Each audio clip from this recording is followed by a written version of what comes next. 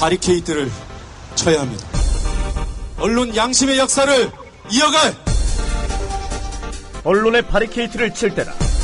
YTN 해직 기자 노정면의 뉴스바.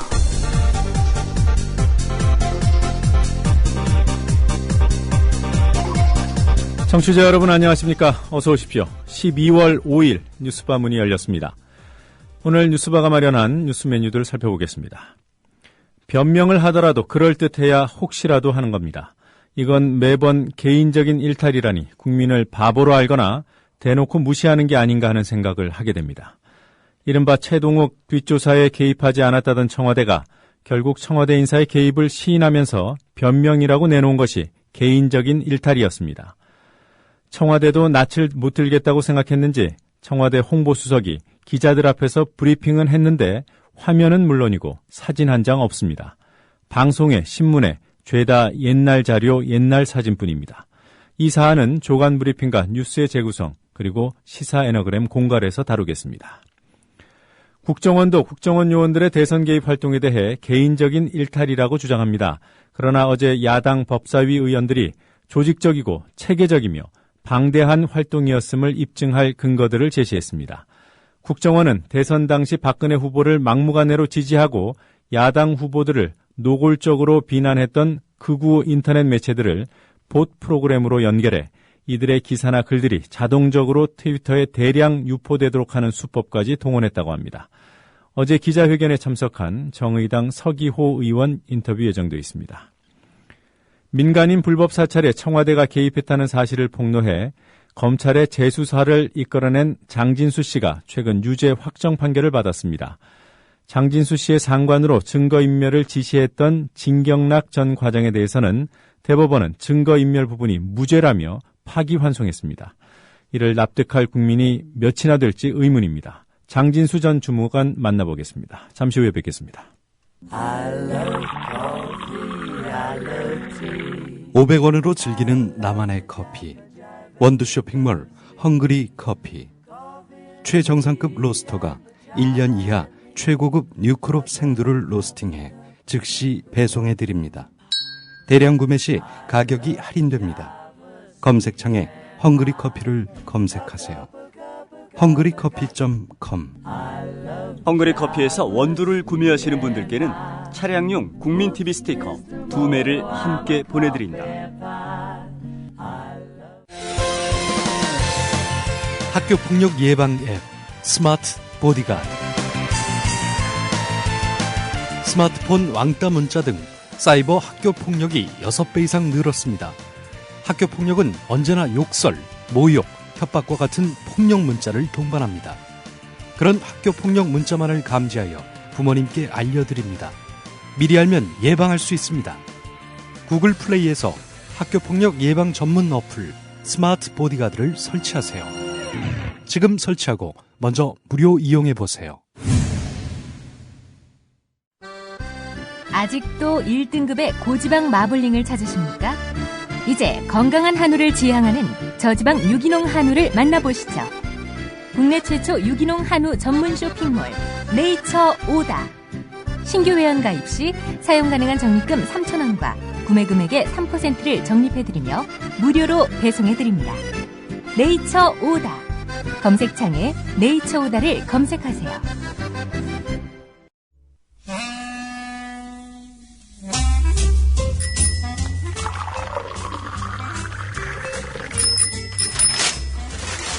아침 신문 귀로 읽으세요. 김용민의 조간 브리핑. 네, 오늘 아침 신문들은 어떤 뉴스에 주목하고 있는지 김용민 PD와 함께 신문 펼쳐보도록 하겠습니다. 안녕하세요. 네, 안녕하십니까. 네, 어떤 기사부터 볼까요? 네, 청와대가 총무비서관실에 소속 조아무개 행정관. 한겨레는 조아무개 행정관이라고 했는데 다른 신문들을 보니까 경향신문부터 실명이 나오네요. 조오영 행정관. 이 조오영 행정관이 최동욱 전 검찰총장의 혼외 아들 논란 관련 정보를 수집하는데 주도적으로 개입했다는 의혹을 자체 조사했더니 애초에 무관하다라는 입장에서 바뀌었습니다. 조오영 행정관이 정보 수집에 개입한 사실은 맞다. 이렇게 시인을 한 겁니다. 자, 이 내용을 발표한 사람은 바로 이정현 청와대 정무수석인데 조호영 행정관이 평소 친하게 지내는 안전행정부 공무원 김모 씨한테서 요청을 받았고 채모군의 주소지가 서울 서초구 쪽이어서 알고 지내는 서초구청 공무원인 조이제 국장에게 부탁한 것이라고 한다. 이렇게 말했다는 겁니다. 네. 조호영 행정관의 개인적 일탈이다. 이러면서 또 이렇게 말을 했는데요. 자, 그냥 개인적 일탈이라고 하면은 사람들이 안 믿을 것이 뻔하다. 이렇게 판단을 해서 한 명을 더 끌어들인 겁니다. 안전행정부 공무원 김모 씨. 예. 자, 청와대가 밝힌 조사 결과는 이렇게 요약됩니다. 조호영 행정관 개인의 불법 행위는 인정하면서도 그동안 제기됐던 청와대의 조직적인 찍어내기 의혹을 전면 부인하는 내용입니다. 한마디로 말해서 전문용어로 꼬리 자르기 아니냐, 이런 의혹이 제기되고 있습니다. 자, 그런데 끌어들인 그 안전행정부 공무원 김모 씨, 이분 심상치 않습니다. 안전행정부 공무원 김모 씨는요, 지난해 10월부터 올해 5월까지 청와대 민정수석실 공직기강비서관실에서 선임 행정관으로 근무한 것으로 확인됐다는 겁니다. 예. 이 안전행정부 공무원 김모 씨는 최동욱 총장 찍어내기에 몸통으로 의심받고 있는 곽상도 당시 민정수석의 지휘를 받는 위치에 있었던 셈입니다. 두 사람은 성균관대학교 선후배 사이로 알려졌는데요. 이에 따라서 청와대가 조직적 개입 의혹을 숨기기 위해서 조호영 행정관과 김모 씨의 친분에 따른 개인적 일탈로 서둘러 결론 내린 것 아니냐, 이런 의혹이 지금 제기되고 있습니다. 자, 그런데 말이죠. 도둑질도 손발이 맞아야죠. 안 그렇습니까? 안전행정부는 자체 감사를 실시해봤는데 안전행정부 공무원 김모 씨, 직책은 국장입니다. 이 김 국장이 채모군의 인적사항을 요청한 적이 없다면서 강력하게 부인했다, 이렇게 밝혔습니다. 예. 김 국장은 조호영 행정관이 먼 친척이어서 평소 친하게 지내는 사이로 통화를 여러 번 하고 문자를 주고받았지만은 채모군 인적사항을 요청한 적이 없다, 이렇게 주장한 것으로 알려졌습니다. 여기서 중요한 부분이 있습니다. 중요한 부분입니다, 이게. 이 조호영 행정관이나 이 김모 국장 모두 최동욱 전 검찰총장이나 채모군과 전혀 연관이 없는 이들입니다. 따라서 이들이 검찰총장의 사퇴를 불러온 11살 초등학생의 개인정보를 왜 조회했는지, 그 배후에 누가 있는지 관심이 증폭될 수밖에 없는 겁니다. 네. 제가 볼 때는요. 예. 지금 안행부의 네. 김모 씨가 지금 청와대 홍보수석 입에서 나왔단 말이에요. 예. 그러니까 지금 청와대는 이 사안이 네. 조호영 행정관 하나로 안 된다는 거 제가 볼 때는 알고 있어요. 그러면 어떻게 해서든지 지금 뭘 하나 꼬리 자르기, 꼬리를 조금은 키워야 되는데 예. 저는 곽상도 전 수석 쪽을 예. 염두에 두고 있는 것이 아닌가. 최후의 카드로. 예. 그러니까 최윗선, 몸통은 곽상도다. 네. 만약에 이게 더 번져가면 네. 곽상도 전 수석에게 넘기는 그런 방향으로 가지 않겠습니까? 저희가 어제 청와대 홍보수석의 이러한 해명을 미리 예견한 바 있습니다. 노선지자. 예. 아니, 그래도 앞서서 이 국정원 직원들의 선거 개입도 개인적 일탈이다. 군사이버사령부 요원들의 이런 선거 개입도 개인적 일탈이다. 그래서 이젠 좀 새로운 레파토리가 나올 줄 알았어요. 근데 이번에도 똑같은 레파토리를 내놓고 있습니다. 네. 김관영 민주당 수석 대변인이 밝힌 내용이 있습니다. 청와대가 이번 일에 연루됐음을 보여주는 상징적인 사건이다. 이번 조호영 행정관 직위 해제가 꼬리 자르기 식이 돼서는 안 된다. 철저한 수사를 통해 전모를 밝혀야 한다. 수사가 불완전하게 이루어진다면 국민들의 공분을 살 뿐 아니라 또 다른 특검의 대상이 될 것이다. 네. 그 경향신문에 이정현 홍보수석 사진이 실렸어요. 아주 네. 크게. 그래서 어제 이 내용을 밝히면서 이게 찍힌 사진이 아니겠는가 봤더니 이게 보니까 지난 10월 25일 감사원장 내정자 등을 발표하는 모습의 사진이네요. 네. 자료 사진이라고 써 있군요. 자료 사진. 예.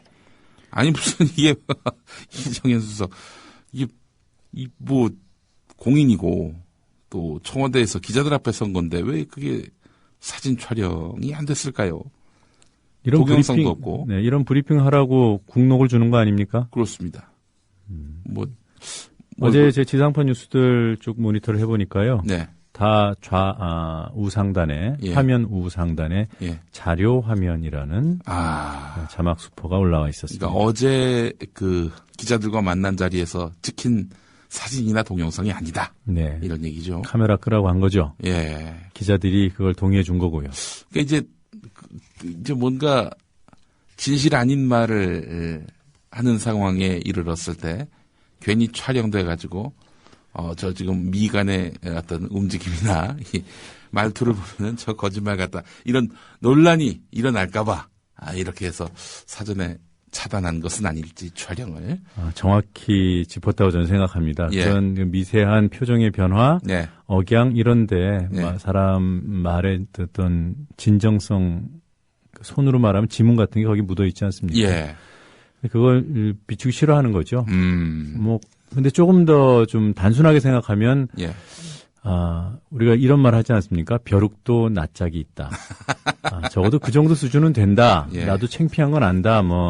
창피해서 못 나가겠다. 예. 이렇게 단순하게 볼 일만은 아닌 것 같아요. 얼마 전에 그 애비나 딸이나 제가 이제 그런 말을 했을 때 이정현 홍보수석이 사람의 도리 운운했거든요. 저한테. 네. 예.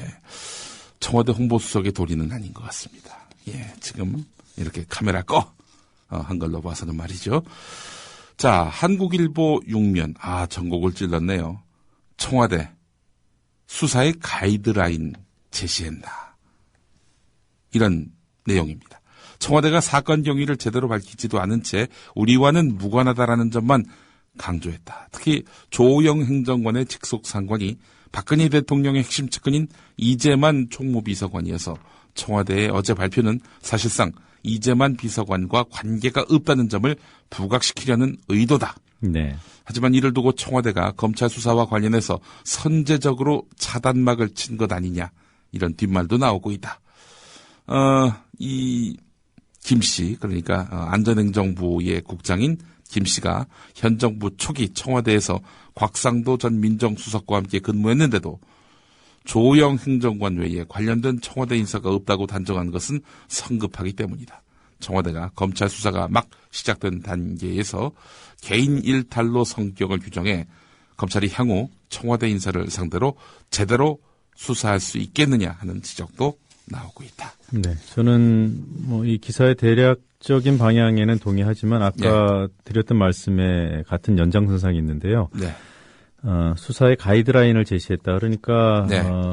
청와대와 무관한 걸로 결론 내라. 이런 식으로 검찰에다가 무형의 압박을 넣었다. 이거는 매우 대중적인 기사 제목이라고 보이고요. 예.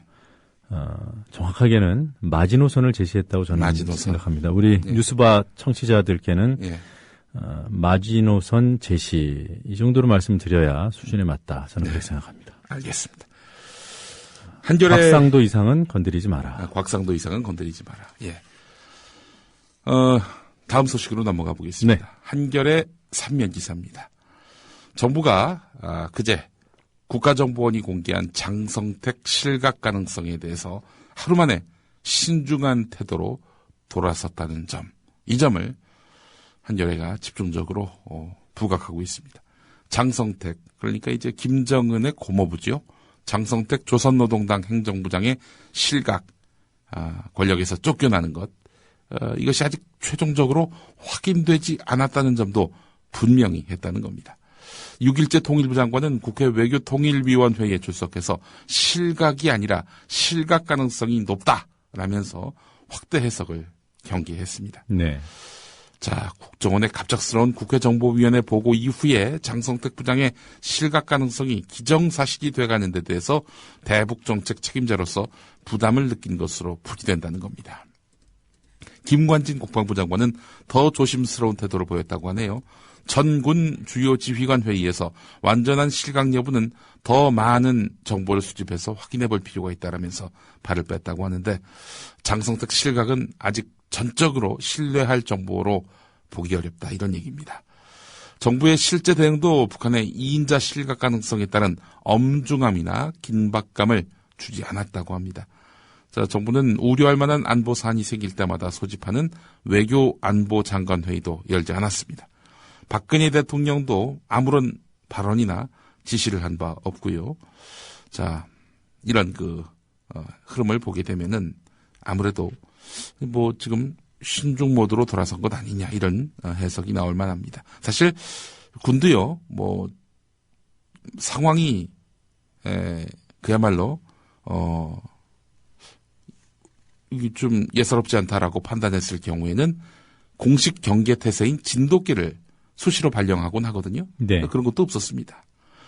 자, 이런 어제 정부의 뜨뜨미지근한 움직임은 그제 국정원의 뜨거웠던 보고와 크게 비교된다. 한겨레는 이렇게 풀이하고 있습니다. 네. 사실 그제 이루어졌던 국정원의 보고는 방식이나 절차 내용에 있어서 정보기관답지 않은 어설픈 모습을 보였다는 비판을 자아내고 있습니다. 폭발력이 큰 대북 정보의 특수성을 고려하지 않은 채 충분한 확인 없이 공개를 감행했기 때문이란 건데요.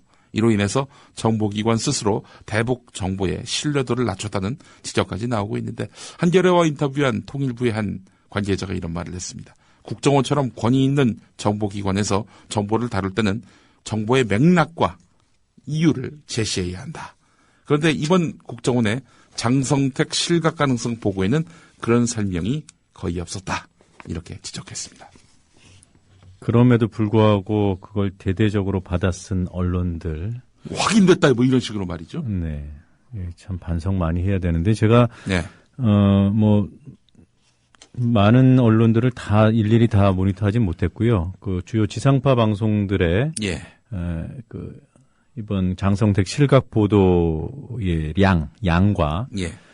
지난해 7월에 있었던 예. 리용호 숙청 보도의 양을 비교해 봤어요. 예. 메인 뉴스만. KBS 뉴스만 말씀드리면, KBS 9시 뉴스 어제 5곡지 했습니다. 네. 장성택 실각 관련해서. 물론 톱부터 시작했겠죠. 네, 톱부터 5곡지. 예. 그제는 톱부터 4곡지를 했어요. 네. 웃긴 것은요. 예. 첫날 보도하고 둘째 날 보도하고 보도 내용이 달라요.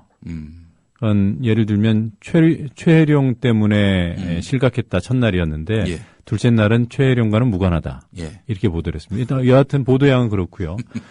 작년 7월 리용호 숙청이 터졌을 때 7월 16일 KBS 한 꼭지, 네. 17일 한 꼭지, 그것도 뉴스 중간에. 예. 왜 지금은 이렇게 요란 난리 법석을 떠는 거죠? 참, 너무나 뻔한 거죠. 국정원이 왜 이 타이밍에서 갑자기 그 정보를 공개했느냐. 결국 정부가 뒷받침해주지도 못할 그런 어처구니 없는 오버를 했느냐. 네. 그 답은 뻔합니다. 요즘 국정원이 처한 상황을 판단해 보시면은, 국정원이 왜 저렇게 오버를 했나 판별이 되실 겁니다. 네. 예. 지난 8월 말 9월 초 이석기 내란음모 사건. 네. 그 사건을 대대적으로 보도했을 때의 태도와 흡사해요. 예. 자, 어제 모든 언론이 떠들썩했을 때, 호들갑 떨었을 때, 우리 황준호 기자만, 호들갑 떨 일 아니다. 차분하게 이 사안을 봐야 한다. 실각 가능성이라고 하는 것이 타당하다. 네. 이런 브리핑을 했죠. 황준호의 월드 리뷰. 예. 명품 브리핑입니다. 믿으셔도 됩니다. 잠시 후에 또 여러분을 찾아갑니다. 오늘 제가 한국일보 31면에 실린 박경미 이화여대 기독교학과 교수의 칼럼을 보고, 이 양반, 정말, 이거 각오하고 썼나 싶을 정도로, 박창신 신부를 일종의 옹호하는 그런 내용의 칼럼을 실었습니다. 제가 소개를 해드리겠습니다. 강론을 통해서 박창신 신부는 기독교적으로 말하자면 원수사랑을 이야기했고, 세속적으로 말하자면 북한을 원수로 만들어서 그것을 빌미로 이 땅의 약자들을 낭떠러지로 모는 일을 중단해야 한다고 말했다. 그는 어떠한 폭력도 정당화하지 않았다. 그의 논리대로라면은 장병들의 희생은 불필요한 군사적 자극 때문에 생겼다. 일찍이 한나 아렌트는 총체적 테러가 전체주의적 지배의 본질이라고 했다. 총체적 테러는 모든 것에 스며드는 공포 분위기를 통해서 사람들을 고립시키고 사고를 마비시켜서 자유로운 행동을 막고 사회 전체를 영구적인 폭력 상태로 만든다. 지금 이 나라에서 벌어지고 있는 종북몰이는 바로 그러한 총체적 테러이고 본질적으로 그것은 전체주의 국가 북한에서 벌어지고 있는 일들과 크게 다르지 않다. 박창신 신부의 발언이 국민적 공감을 얻기 어려울 수 있지만 중요한 것은 NLL에 대해서 박창신 신부처럼 생각하고 말할 수 있어야 한다는 것이다. 그렇게 말할 자유를 빼앗는 것은 자유민주주의와 헌정질서에 대한 심대한 도전이며, 이 말을 누가 했죠? 북한과 같은 전체주의적 지배로 가는 길이다. 이렇게 지적했습니다. 제가 조금 전에 그 장성택 실각 보도 관련 말씀드리면서 최룡해를 최해룡이라고 했던 모양이에요. 네, 정정합니다. 예. 자, 전국 정의구현 사재단 어제 비장한 성명을 냈습니다. 박근혜 대통령의 사퇴를 촉구하면서 이를 위해 순교자의 자세로 저항할 각오를 천명한 것입니다. 전주교구 사재단이 시국미사를 열어서 박근혜 대통령 사퇴를 촉구한 지 12일 만에 전국 사재단이 입장이 나온 겁니다. 제가 참 코끝이 찡했던 그런 부분이 있었습니다. 권력에 저항할 때마다 역사는 교회에 무거운 대가를 요구해왔다. 피로 얼룩진 순교 역사가 이를 단적으로 입증해준다.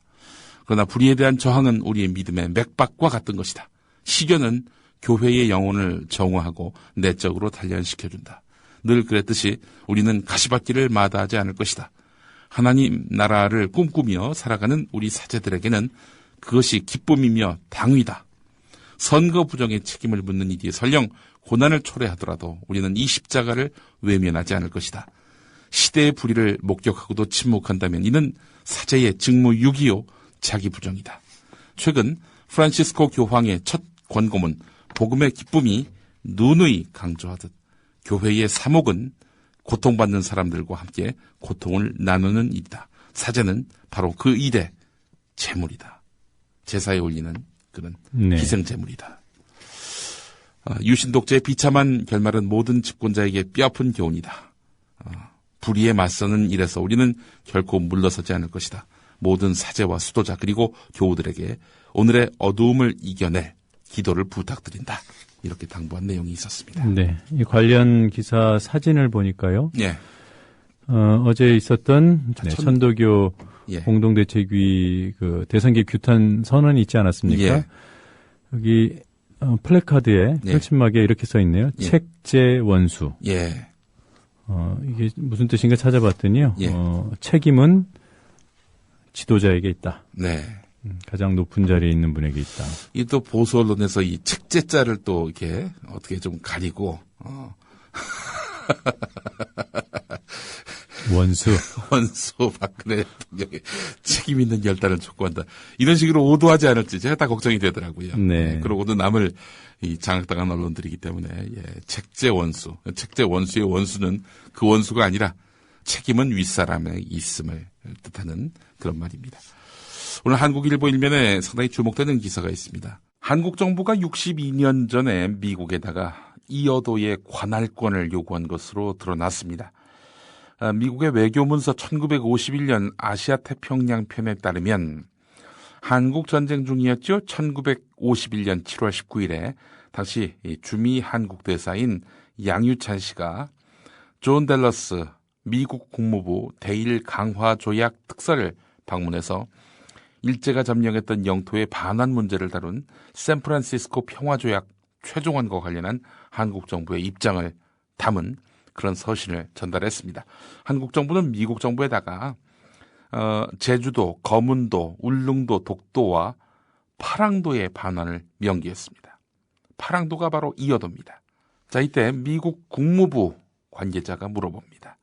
한국 정부가 지금 보니까 제주도, 거문도, 울릉도, 독도 그리고 이어도의 반환을 요구했는데 독도와 이어도는 어디 있느냐 이렇게 물어봤대요. 자, 그러자 한국 대사관 측은 그것은 일본해, 동해지요. 동해에 있으며 울릉도 부근에 위치한 것으로 안다 이렇게 말을 했습니다. 독도와 이어도가 어디 있느냐라고 물어보니까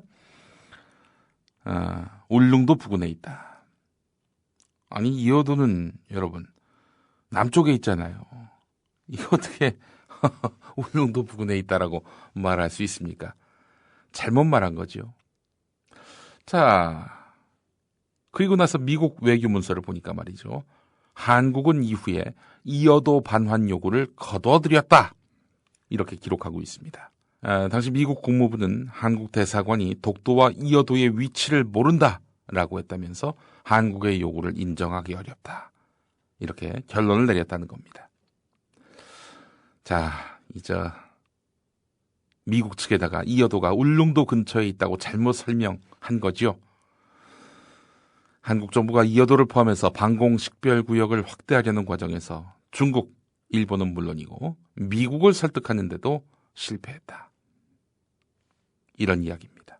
1951년 어떤 사람이 대통령일 때입니까? 아무리 정부가 수립되고 얼마 안 지난 시점이라 하더라도 자기 나라 영토가 어디 있는지 그 외교관이 그걸 몰랐다. 놀라운 일입니다. 이승만 정권 때이지네요. 한국일보오늘의 기사는 일면에 있습니다.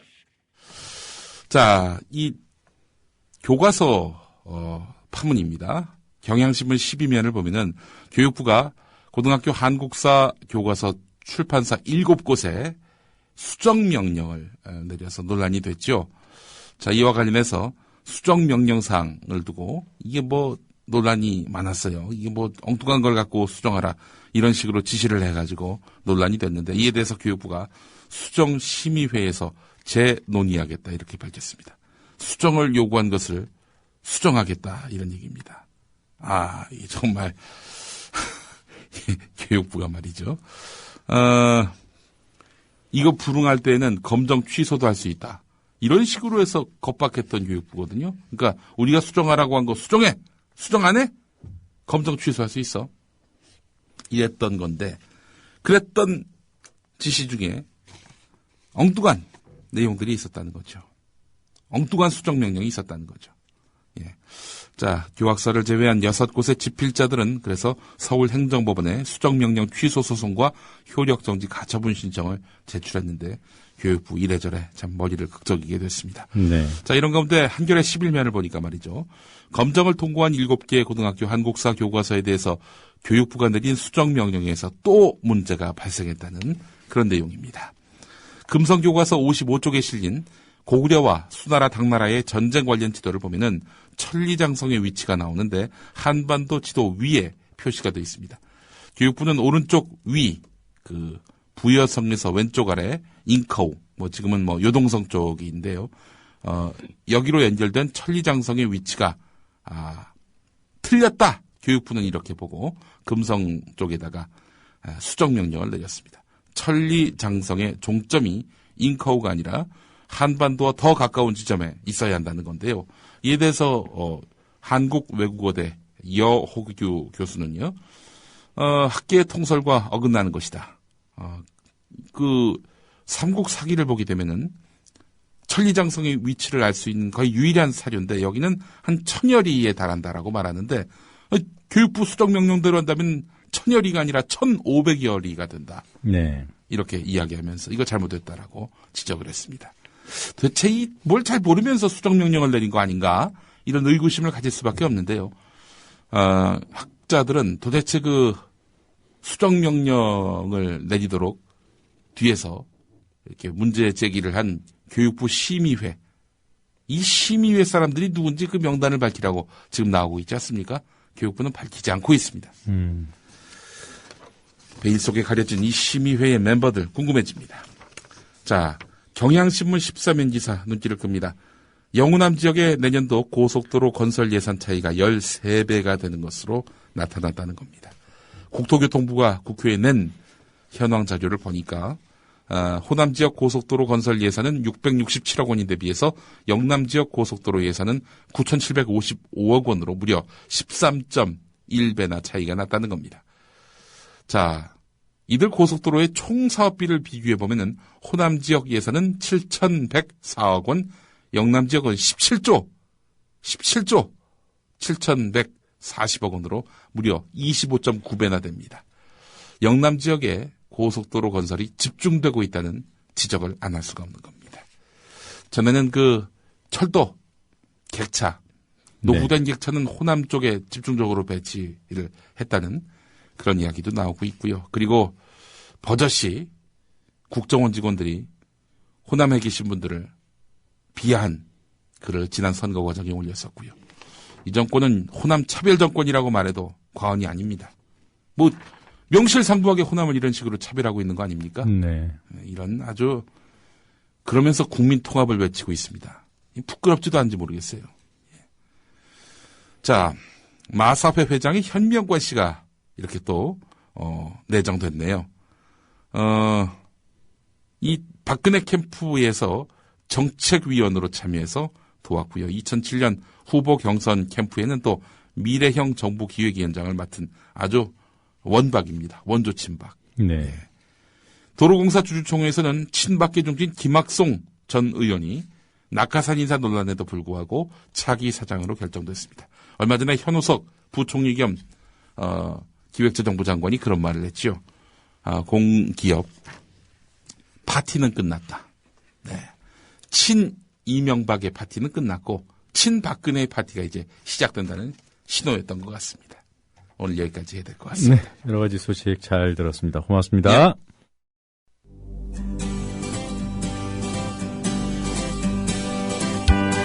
막간 퀴즈입니다. 짭짤한 맛이 익으면 맛있겠어. 이렇게 서로 해주니까 재미있고 힘도 덜 들고 좋잖아요. 이웃끼리 오순도순. 우리나라의 김장이 오늘 유네스코 인류무형유산으로 결정될 전망입니다. 다음 중 우리나라의 유네스코 인류무형유산으로 아닌 것을 하나 골라주세요. 1번 아리랑, 2번 판소리, 3번 강강술래, 4번 종북타령. 답을 아시는 분은 정답과 함께 연락 가능한 이메일을 적어주세요. 세 분을 선정해 기념 음반을 보내드립니다.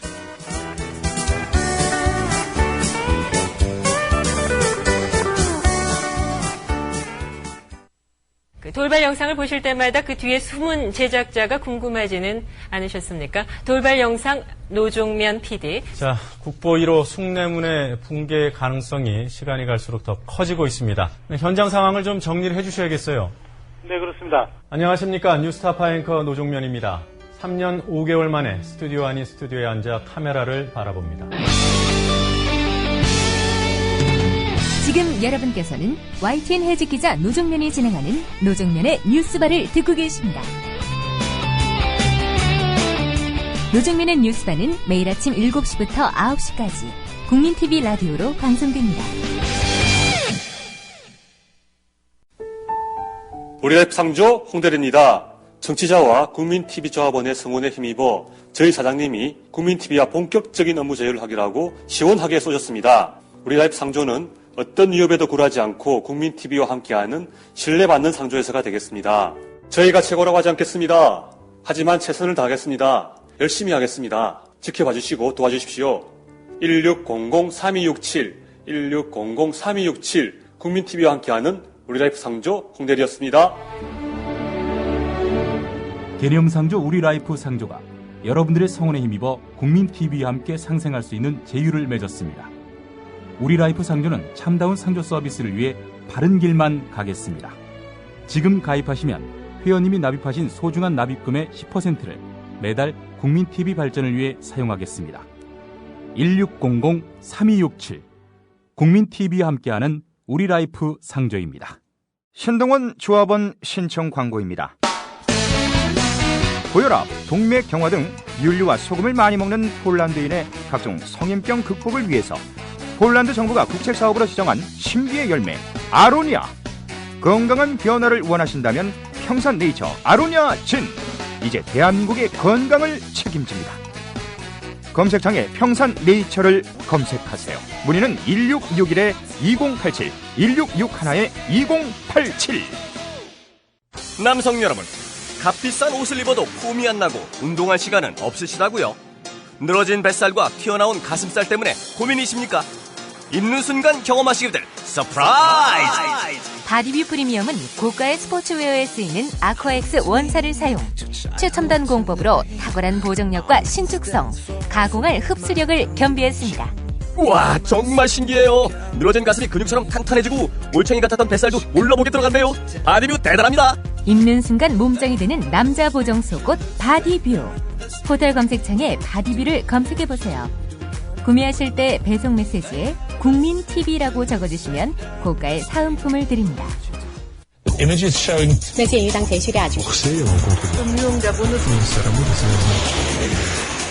국제뉴스 한반도 정세를 한눈에 황준호의 월드 리뷰.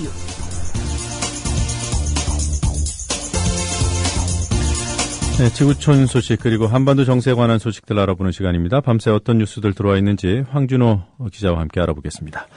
황준호 기자님 안녕하세요. 예, 안녕하십니까? 네, 이 장성택 실각설과 관련된 내용들이 조금씩 바뀌고 있는 것 같아요. 중국과 미국의 견해 어떻게 나왔습니까?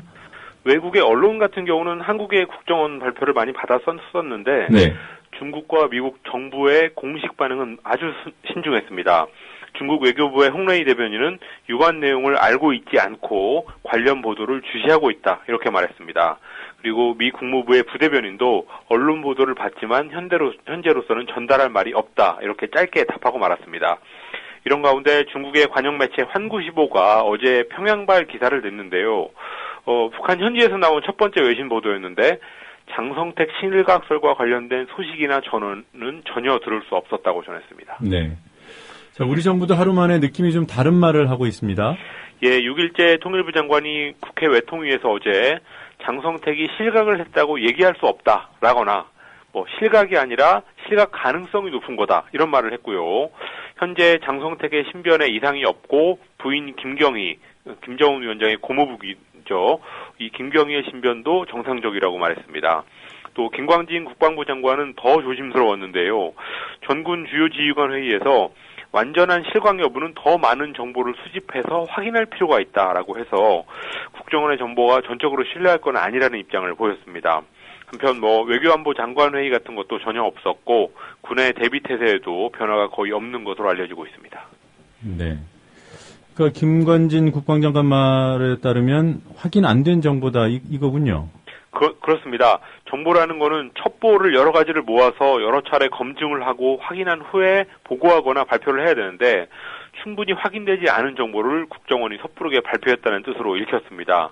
국정원 입장에서는 실각 가능성 농후라고 했으니까 실각했다고 한 건 아니다 이렇게 변명할 수는 있겠지만 그 가능성 수준의 말을 공개한 것 자체가 정보기관으로서는 있을 수 없는 일이었습니다. 그런 상황에서 통일부 장관하고 국방부 장관이 이렇게 한 발 물러난 거는 사태를 수습하는 차원일 텐데요. 이게 만약에 17일 김정일 2주기 때 장성택이 추모 행사 같은데 나와버리면은 아주 곤란해지니까 그런 위험을 회피하려는 수를 둔 걸로 보입니다. 장성택 측근 2명이 공개 처형당했다는 그 부분은 어떻게 되는 겁니까? 아직까지 처형됐다는 거는 유지하고 있습니다. 아, 그래요? 네. 예. 이 국정원의 대북 정보를 국회에 보고하고 또 국민에 알리는 방식, 이 부분도 좀 비판을 받을 소지가 있죠? 원래는 국회 정보위 야당 간사가 먼저 밝히기는 했지만 그에 앞서서 YTN 기사가 먼저 뜬 걸 보면 국정원이 흘렸다는 의혹을 지울 수 없고요.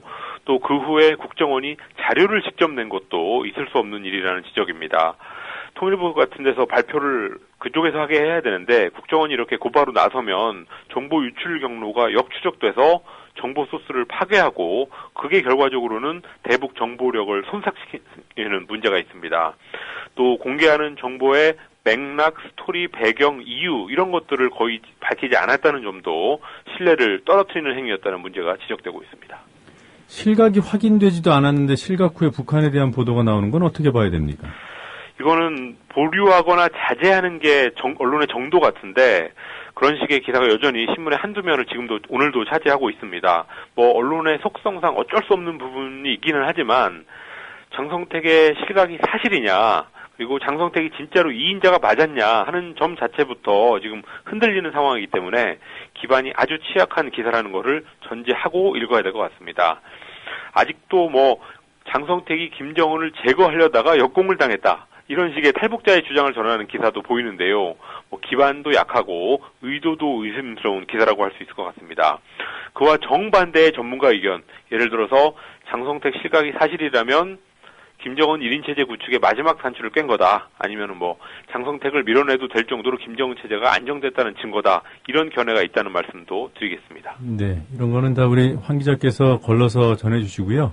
예. 우리 청취자 여러분들께서는 관심이 있는 다른 기사를 보시는 게 그게 더 나을 것 같습니다. 네. 예. 자, 어제 베이징에서 그 바이든 미국 부통령과 시진핑 중국 국가주석이 만났죠. 어떤 얘기가 오갔습니까? 원래는 45분 만날 예정이었는데 2시간 정도로 회담이 한참 길어졌습니다. 네. 끝나고 나서 바이든 부통령은 시진핑 주석은 솔직한 사람이다라는 말로 시 주석이 상당히 직설적으로 나왔다는 걸 시사했습니다. 중국이 최근 선포한 방공 식별구역이 최대 쟁점이었는데요. 중국 관영 CCTV가 시진핑 주석이 방공구역에 관한 기본 원칙을 설명했다라고 전한 걸 보면 중국은 물러날 생각이 없다는 식으로 나간 것 같습니다. 바이든은 회담 후에 신흥 강대국과 기존 강대국이 충돌한 역사를 되풀이하지 않게 될 거다 이렇게 얘기를 했는데요. 이견이 해소되지는 않았지만 미국은 거기에 맞대응할 생각은 없고 위기관리 체제의 필요성 이런 것들을 강조한 것 같습니다.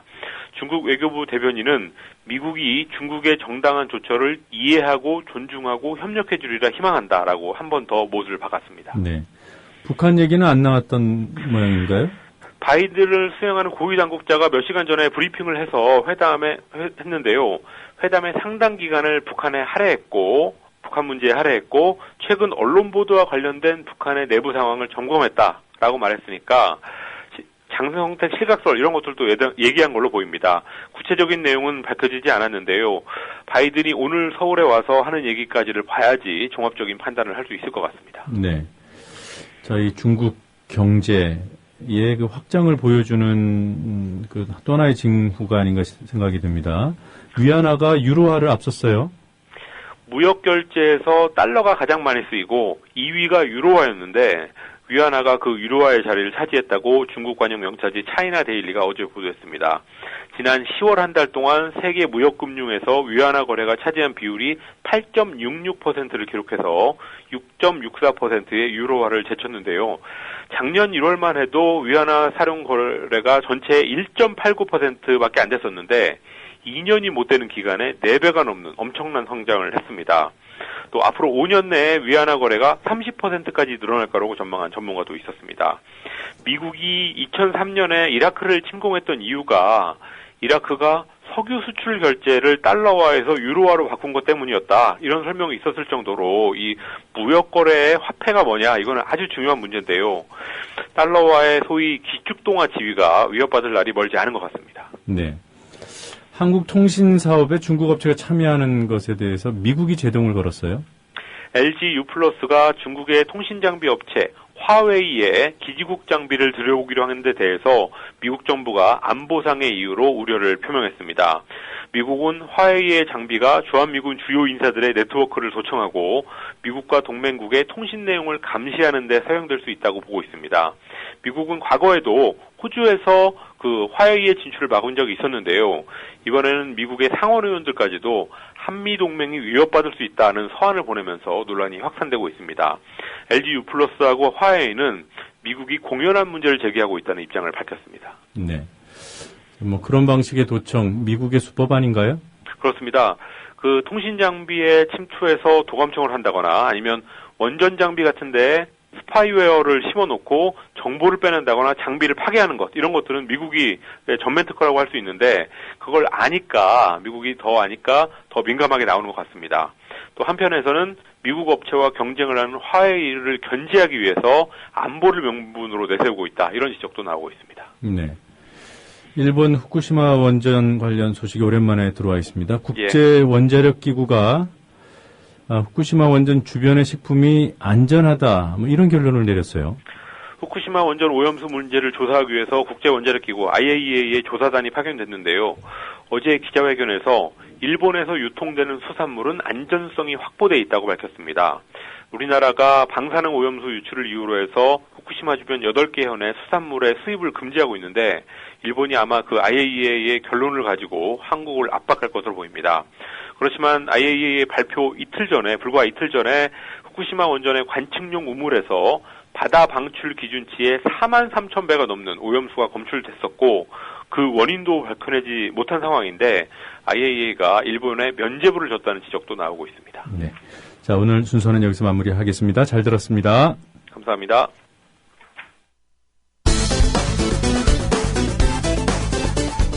오늘 제목 개인적인 일탈일 뿐이라고라.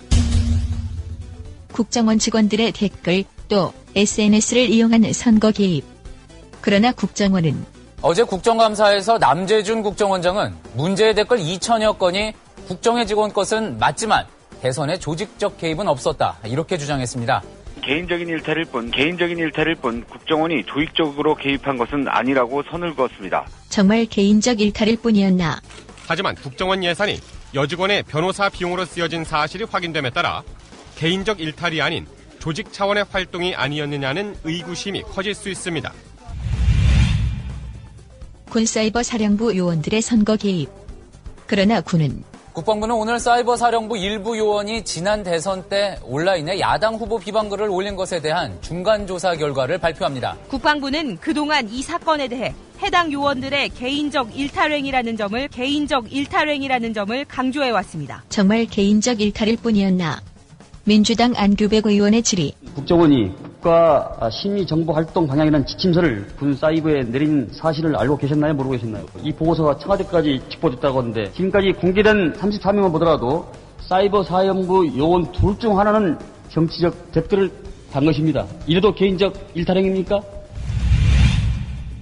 그런데 이번엔 청와대 행정관이 최동욱 검찰총장 찍어내기에 개입했다는 의혹이 제기됐는데 그러나 청와대는 이정현 청와대 홍보수석은 오늘 오후 브리핑을 통해 청무비서관실 소속 조모 행정관이 서울 서초구청 조희재 국장에게 최동욱 전 검찰총장 혼외 자녀 의혹과 관련해 가족부 무단 조회를 부탁한 사실이 확인됐다고 밝혔습니다. 이정현 수석은 지금까지 조사한 바로는 조 행정관의 개인적 일탈로 보인다며 청와대는 향후 검찰 수사에 적극 협조할 것이라고 말했습니다. 정말 개인적 일탈일 뿐이었나. 청와대, 국정원 그리고 군까지. 왜 이렇게 개인적 일탈이 많나? 공무원들 요즘 사춘기인가?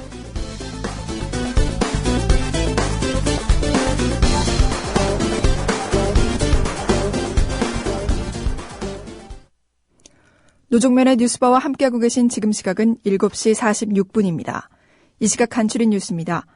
새누리당은 최동욱 전 검찰총장과 관련한 개인정보 불법 열람을 요청한 청와대 소속 조모 행정관을 직위 해제한 데 대해 개인적 일탈 행위라고 밝혔습니다. 조모 행정관은 안전 행정부 공무원 김모 씨의 요청에 따른 것이었다고 밝혔는데 검찰은 관계자들을 모두 소환해 조사할 계획입니다. 국회 법제사법위원회 소속 야당 의원들이 국회에서 기자회견을 열고 국정원이 트위터 봇 등의 자동 전송 프로그램을 통해 한 번에 수십 개에서 많게는 1000개가 넘는 글들을 조직적으로 퍼나른 것으로 드러났다고 밝혔습니다. 박근혜 대통령의 대선 경제 공약을 만들었던 김종인 전 새누리당 국민행복추진위원장이 이번 달 안에 탈당할 것이라는 뜻을 밝힌 것으로 전해졌습니다. 경제 민주화 논의는 사실상 사라질 것이라는 지적이 나오고 있습니다. 민주당이 의원총회를 열고 특검 시행 즉각 논의를 촉구하는 결의문을 채택했습니다. 새누리당 내부에선 특검 시기와 대상을 논의한다는 합의가 특검 시행을 의미하는 건 아니라는 목소리가 거센 것으로 알려졌습니다. 천주교 정의구현 전국 사제단이 지난 대통령 선거가 부정이라고 주장하며 박근혜 대통령의 사퇴를 촉구했습니다. 사제단은 선거 부정의 책임을 묻는 일이 고난을 초래하더라도 순교자의 자세로 저항하겠다는 입장입니다. 한빛 원자력 발전소 3호기가 재가동 6개월 만에 운행이 중단됐습니다. 한전은 전력선의 문제로 터빈 발전기가 정지됐다고 밝혔습니다.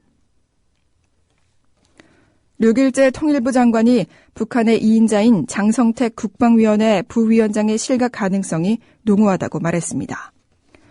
장성택 관련자들에 대한 숙청 작업이 진행 중이며 일각에서 추정하는 최룡해 인민총정치국장과의 권력 투쟁 가능성과는 무관한 것으로 정부는 분석했습니다. 지금까지 이 시각 간추린 뉴스 아나운서 김희주였습니다.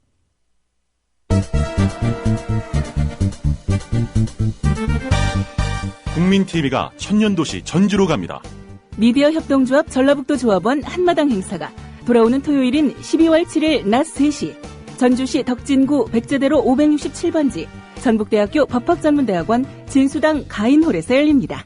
정승조 아나운서의 사회로 역사의 혼을 부르는 가수 손병희의 콘서트와 전 통일부 장관인 정동영 민주당 상임고문과 함께하는 서영석 김용민의 정치토크 공개방송, 최동석 조상훈의 왜 협동조합인가 공개특강으로 꾸밉니다. 12월 7일 토요일 낮 3시 전북 전주시에 있는 전북대학교 법학전문대학원 진수당 가인홀.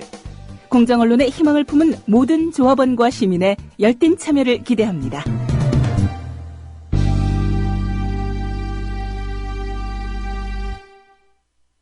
김철기 조합원 신청 광고입니다.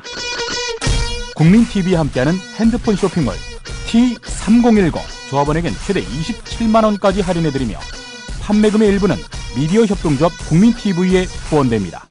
검색창에 T3010을 검색하세요. 국민TV와 함께하는 핸드폰 쇼핑몰 T3010 문의는 070-7663-9386 070-7663-9386. 자기야, 올 연말엔 어디로 놀러 갈까? 아, 난 계속 회사 나가야 돼. 연말정산해야지, 결산해야지, 법인세까지. 미리 교육받을 방법은 없을까? 더존 이러닝 있잖아. 더존 이러닝? 더존에서 이러닝 돼? 그럼 난 벌써 연말정산 과정 신청했지. 연말에 쏟아지는 재경 전문가들의 바쁜 업무들. 대한민국 기업 정보화를 선도하는 더존 IT그룹의 공식 교육기관 더존 이러닝에서 해결하세요. 검색창에 더존 이러닝을 검색하세요. 상담 전화는 02-890-5999 02-890-5999.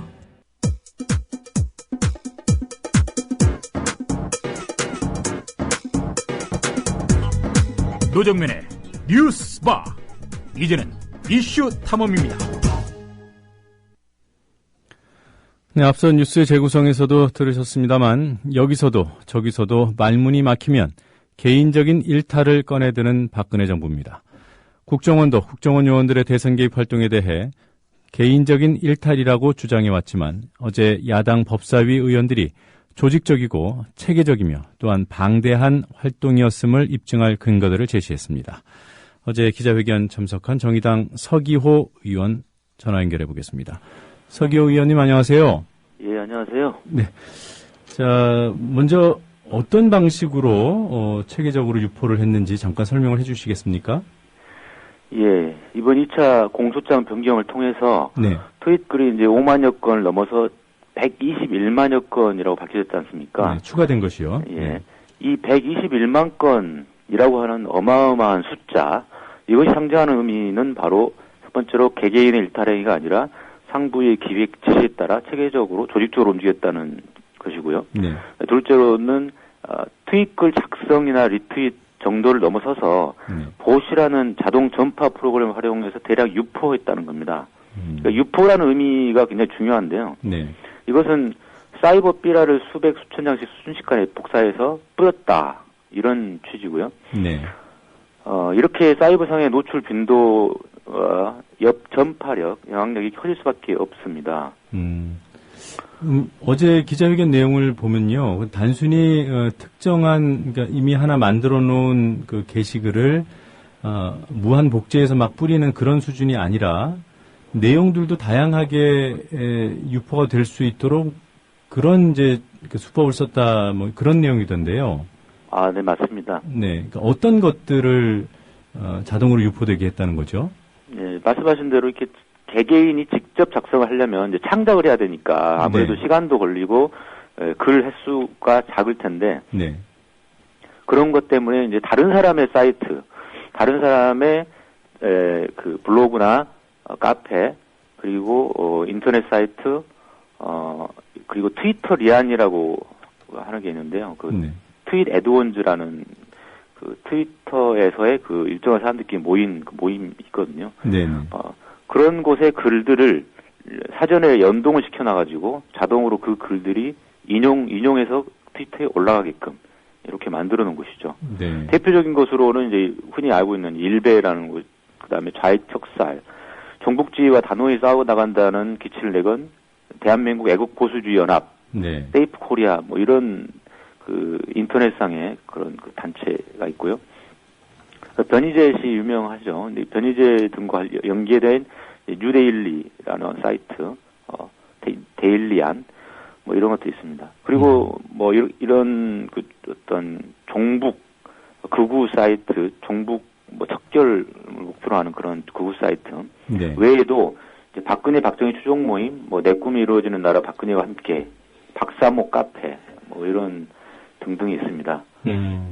그러니까 구조적으로 박근혜 대통령 후보, 당시 후보에게 유리한 글이 올라올 수밖에 없었던 것, 또 반대로 야당 후보에 대해서는 비난적인 글들이 집중됐던 곳에서 올라오는 그런 글들이 트위터로 자동으로 전송되게 국정원이 이른바 다리를 놓은 것이네요. 그런 셈입니다. 네. 그리고 아까 트위터리안이라고 말씀하셨던 것은 그 에드원즈에서 만드는 모임, 당을 말씀하시는 거죠? 트위터 당. 예, 그걸 당이라고도 표현하더라고요. 네. 트위터 당. 그럼 그런 다리 역할을 하는 프로그램이 봇이라는 겁니까? 구체적으로 좀 설명을 부탁드리겠습니다. 예. 그 봇이라고 하는 것은 일종의 유령 계정인데요. 그 유령 계정을 만들어서 자동 전송하게 하는 프로그램이 이제 봇 프로그램이라고 합니다. 네. 그 중에는 이제 트위터 피드와 트윗덱 두 가지가 있는데요. 네.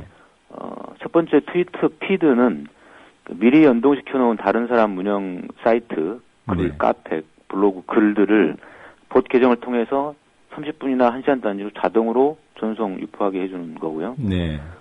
그 다음에 트위터 덱이라는 프로그램은 하나의 계정에다 글을 작성하면 미리 연동해둔 다른 유령 계정에 동시에 같은 글이 게시되도록 해주는 프로그램입니다. 예를 들어서 유령 계정을 100개를 연동해 놓으면 네. 한 건의 글만 작성해도 자동으로 100건이 순식간에 유포되는 거죠. 네. 이것의 의미는 이제 자기가 쓴 글을 다른 사람이 리트윗 안 해줘도 곧바로 100건 유포된다는 의미입니다. 네. 그렇기 때문에 전파력이 굉장히 커진다라는 것이죠. 네. 우리 청취자분들께서 좀 더 이해하기 쉽게 제가 저를 기준으로 한번 얘기를 해볼게요. 네. 제가 국정원 요원이고요. 네.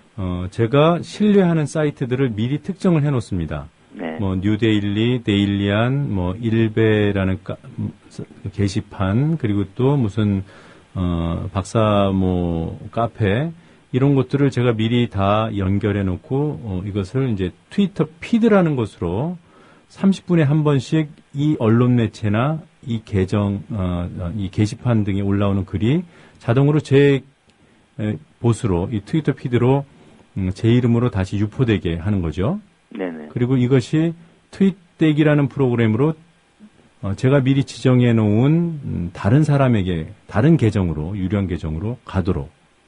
네, 그렇습니다. 그렇게 되는 거죠. 그러면 예를 들어 뉴데일리의 기사가 제가 설치해 놓은 그 봇에 따라서 제가 연동해 놓은 다른 계정으로 바로 가는 거죠. 네, 그렇습니다. 또 정기적으로. 예. 네. 그러니까 뭐 아주 쉽게 설명하면 네. 수동과 자동의 차이라고 생각하시면 될 것 같습니다. 수동이라는 것은 일반적으로 우리가 이제 글을 올릴 때는 다른 사람의 글을 읽어보고 거기서 골라서 뭐 부분 복사 뭐 해서 인용해가지고 수동으로 이렇게 글을 써야 되지 않습니까? 네. 그리고 다른 사람이 리트윗을 해줘야 되는 것이고 그래야지 전파가 되는 건데 이거는 자기가 가만히 있어도 남의 글이 자동으로 글이 올라오고 자동으로 또 100건 이상의 그 유령 계정으로 유포되고 네. 이런 식으로 굉장히 편리한 시스템인 거죠. 네, 그러네요.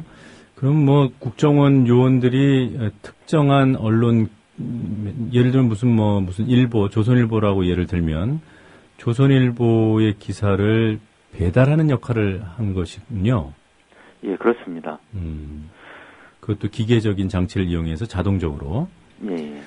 그 국정원 이런 주장을 했습니다. 우리 직원들이 직접 작성한 트윗글은 0.4%에 불과하다. 네네. 그럼 어제 그 기자회견으로 이 주장은 거짓임이 이제 명백해진 겁니까? 네, 그렇습니다. 여기서 말하는 이제 국정원의 주장은 네. 자기 직원들이 직접 작성했다. 작성한 글. 요것만 이야기하는 거. 직접이라고 하는 표현과 작성이라는 표현을 사용한 건데요. 네. 겉으로 보기에는 이제 맞는 말일 수 있습니다. 왜냐하면 이게 여기서 말하는 작성을 창작하여 수동으로 작성한 것만을 의미한다면 그건 맞는 말일 수 있는데 네. 방금 말씀드린 것처럼 자동 전파 프로그램을 통해서 자동적으로 유포하게 만드는 거 요거는 직접 수동으로 창작해서 작성한 건 아니지만 네. 미리 연동시켜 놓은 순간에 퍼날라서 작성되게끔 해버린 거거든요. 그래서 네.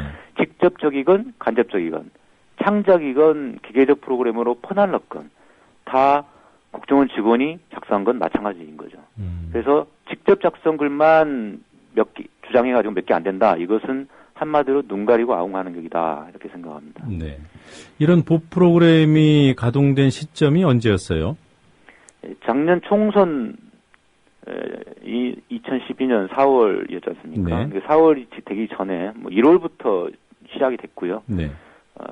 그리고 대선 때까지 이어졌는데 심지어 대선 투표 당일인 12월 19일까지도 대량으로 유포되어 있습니다. 네. 그러니까 결국은 이 글들이 총선과 대선이라고 하는 그 선거 국면에서 유포되었다. 이렇게 말씀드릴 수 있겠습니다. 네. 이런 시스템을 보면은 예를 들어서 이제 미리 연동을 시켜놓은 그런 그 언론 매체나 그 게시판에 이른바 야당 후보를 지지하는 글이 올라와도 자동적으로 유포가 되는 건가요? 그렇긴 한데요. 이게 기계적으로 자동 전송 프로그램이기 때문에 네. 그렇게 될 수도 있습니다. 그렇지만 미리 연동시켜 놓은 그 사이트나 블로그 카페들이 다들 그런 구구 성향의 종북 척결 이런 걸 주장하는 그런 곳이기 때문에 네. 야당을 지지하는 글이 기본적으로 애초에 올라올 수가 없는 거죠. 네. 다만 이런 경우는 있습니다. 박근혜 대통령이 후보가 어떤 이야기 했던 것에 대해서 서운하다, 이게 좀 그건 아쉽다라고 표현하는 경우는 가끔 이제 지만원 씨 같은 사람이 가끔 그런 경우가 있는데요. 네. 예를 들어 그런 글도 자동으로 올라간 경우가 있습니다. 네. 근데 그 부분은 박근혜 지지는 아니지만 그렇다고 야당 지지도 아닌 그런 애매한 글들이죠. 네. 근데 그런 글들이 가끔씩 올라가는 것이 바로 이게 봇 프로그램 이용해서 사전에 거르지 않고 바로 자동으로 올렸다는 증거가 되는 것입니다. 네. 언뜻 보면은 무작위로 프로그램을 돌린 것 같지만 그 무작위의 대상이 되는 사이트들은 박근혜 후보에 유리할 수밖에 없는 그리고 야당 후보한테 불리할 수밖에 없는 그런 사이트들을 엄선해서 프로그램을 돌렸군요. 네, 맞습니다. 바로 사전에 엄선했다. 네. 연동시켜 놓을 프로그램 그 사이트들을 미리 엄선했다는 게 굉장히 중요하죠. 이 미리 엄선했다는 부분이 과연 국정원 직원들이 개개인이 할 수 있냐 불가능하다는 겁니다. 국정원의 심리전단이라고 하는 조직에서 조직적으로 사전에 기획해서 엄선하고 그 사이트 작성자들을 관리했다는 것입니다. 네, 알겠습니다.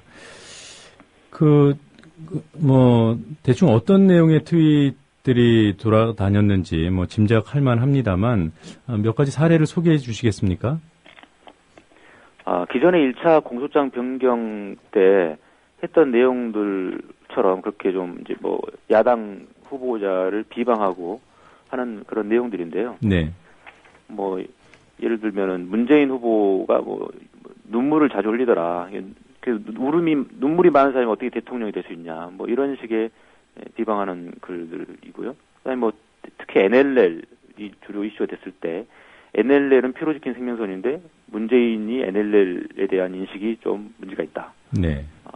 어느 나라 대통령이 되려고 하느냐. 이런 식의 표현들. 그런 부분들이 많고 그다음에 이제 박근혜 후보를 지지하는 내용들이 많습니다. 네. 아까 그 30분 단위로 자동으로 유포가 되게 그런 시스템을 짜놨다고 말씀을 하셨는데요. 그러면 한 번 그 프로그램 돌아갈 때는 어느 정도나 그 유포가 되는 거죠? 그 규모가 어느 정도나 됩니까? 그게 이제 트위터 태그로 만들 수 있는 유령 계정 자체가 제한이 없기 때문에 네. 사실상 무제한적으로도 가능한데요. 네. 이게 뭐 어쩔 때는 수십 개, 어떨 때는 많게는 수천 개가 한꺼번에 유포됐습니다. 그래서 딱 떨어지게 이제 몇 건이다 이렇게 말씀드리는 어려운데 적을 때는 적고 맞을 때는 굉장히 많게 유포가 됐습니다. 네. 검찰이 2차 공소장 변경에 반영시킨 121만 건의 트윗글 지금 말씀 들어보면은 이 수치가 뭐라고 할까요? 확인된 것만 이건 게 아닌가 더 될 수도 있다 이런 생각도 들어요. 맞습니다. 공식적으로 국정원 직원이 이제 수동이든 자동으로 이렇게 올린 글만 네. 확인된 게 이제 121만 건이고요. 네. 그 외에도 더 있을 거라고 추측이 됩니다만은 이제 워낙 지금 현재 재판이 막바지에 다다르고 있어서 검찰에서도 확실한 것만 우선적으로 이렇게 기소한 것으로 보입니다. 그래서 사실 추산이 불가능합니다. 그리고 이 121만 건이 또 어떤 식으로 또 유포가 됐을지 그리고 다른 드러나지 않은 다른 국정원 직원에 의해서 리트윗됐을 수 있고 그다음에 한 가지 더 굉장히 중요한 부분이 이제 외부 조력자인데요. 네. 민간인 외부 조력자들이 있습니다. 이 외부 조력자들에 대해서 국정원에서 돈도 지급하고 이렇게 하면서 관리를 해오면서 사실상 국정원 직원처럼 활용을 했는데 네. 이 사람들이 올린 글은 이번 공소장 변경하면서 이제 뺐습니다. 왜냐하면 입증하기가 좀 복잡해가지고 그 입증하려고 하다 보면은 시간이 너무 흘러버리니까 일단 신속한 재판을 위해서 뺐습니다. 그래서 이 부분까지 포함한다고 하면 훨씬 더 큰 방대한 규모라고 생각됩니다. 네. 어제 언론 보도를 보니까 그 지난해 대선 직전에 그 후보들 토론이 3차례 있었잖아요. 네. 네, 그때마다 이 봇 프로그램이 집중적으로 역할을 했다, 뭐 이런 보도가 나오던데 실상이 어땠습니까? 단독 TV 토론했던 이제 11월 26일 박근혜 후보. 네. 그리고 12월 4일 날 3자 토론을 했었지 않습니까? 그때 토론한 직후에 이제 하루 사이에 1,800건, 3,160건 뭐 이런 식으로 집중적으로 유포가 됐는데요. 그만큼 이제 TV 토론이 어떻게 보면 이제 대선의 성패를 가늠할 수 있으니까 이 TV 토론 후에 여론을 조성하기 위해서 집중한 것 같습니다. 네. 다른 평소에 이제 500건에서 1000건 정도 하루에 네. 유포됐던 때가 많이 있었는데 요 때와 비교해 보면 거의 5배에서 10배 이상 폭증한 셈입니다. 이제 이른바 그 국정원 댓글녀 사건이 터진 다음에는 아무래도 국정원이 좀 조심하지 않았을까 생각을 하는데요. 근데 조금 전에 서 의원님 말씀대로 대선 당일에까지 활동을 했다면 참 그런 것들이 진짠가 싶기도 하고요. 어떻습니까? 그때 국정원 댓글녀 사건이 생긴 직후에 댓글은 사라졌다는 말이 있었지 않습니까? 네. 말 그대로 댓글이 발각되니까 댓글 부분은 이제 조심할 수밖에 없는 거죠. 그런데 그 당시에 트윗글은 발각되지 않았습니다. 네. 그래서인지 몰라도 트윗글은 뭐 그 뒤로도 계속 왕성히 활동하는데 17일 날 그 댓글녀 사건 발표 나고 하기 전후로 그 댓글 사건이 뭐 조작이다 내지는 뭐 거기서 항상 인터넷에서 떠들어 그 논쟁했던 거 있지 않습니까? 그 잠금이냐 감금이냐. 네. 그 잠금 당했다, 뭐 인권 유린 당했다든가, 뭐 이런 그 댓글녀를 옹호하는 글들이 굉장히 많았었고요. 그렇습니다. 그러니까 트윗 글은 발각되지 않았으니까 그 뒤로도 왕성하게 활동을 한 셈입니다. 네. 그러니까 뭐 댓글녀를 옹호하는 거라기보다는 그 당시 이제 새누리당 박 후보 캠프의 그런 입장을 옹호했다고 봐야 되겠죠. 네, 그렇습니다. 네. 국정원은 어제 기자회견 하신 다음에 반응을 내놨습니까? 예, 보도자료를 통해서 뭐 반응을 했는데 자기 2차 공소장 변경 신청한 121만 건 중에 93%인 112만 건 정도가 정치 관여, 선거 개입 관련이 없다. 네. 그런 글이다라고 발표를 했는데, 이쪽에서는 직접적으로 특정 후보를 비방하거나 그런 내용까지는 아니고, 종북 척결, 이런 차원의 일환이다. 이런 거거든요. 근데 자세히 저희가 야당 법사위원들이 나눠서 분석을 해봤는데, 거의 대부분이, 비방하는 내용들이 맞았습니다. 네. 그럼 어떤 증거를 내놔도 국정원은 지금 할 얘기가 딱 한 가지밖에 없는 것 같아요. 네. 예, 우리 서 의원님은 판사 출신이신데요. 이번 국정원 사건 재판이 어떻게 진행될 것이라고 전망하시는지요?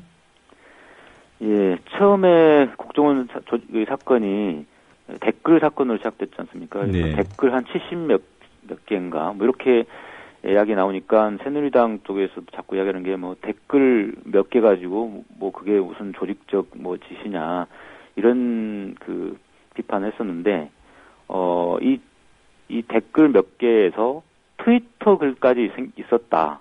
네. 그리고 그 트윗 글이 5만 건을 넘어서서 121만 건이다. 그리고 그 121만 건이 자동 전송 프로그램을 통해서 활용된 거다. 네. 이런 점들이 나온 이상 이게 개개인의 일탈행위가 아니라 조직적으로 원세훈 전 원장의 지시하에 벌어진 것이라는 증거가 많이 확보가 된 셈이죠. 네. 그래서 결국은 원세훈 전 국정원장의 지시에 따른 선거법, 국정원법 위반이다라고 법원이 유죄 판결할 수 있는 여지가 굉장히 높아졌다 이렇게 생각을 합니다. 네. 네, 오늘 이런 시각에 인터뷰 응해 주셔서 고맙습니다. 예, 수고하세요. 더불어 행복한 세상. 더불어 행복한 세상. 국민 TV.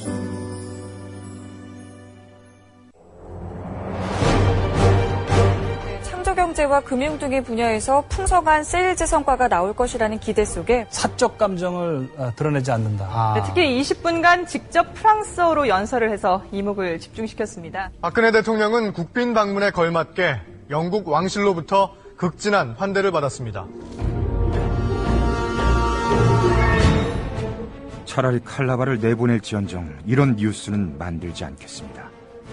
권력 앞에서 좀비가 되는 방송, 우리의 길이 아닙니다. 미디어 협동조합 국민TV, 믿어주십시오. 1년, 5년, 10년 후에도 부끄럽지 않은 뉴스를 만들겠습니다. 지지하신다면 조합원 가입으로 호응해주세요. 미디어 협동조합 국민TV 홈페이지에 접속하시거나 서울 3144-0933 7737로 전화주세요.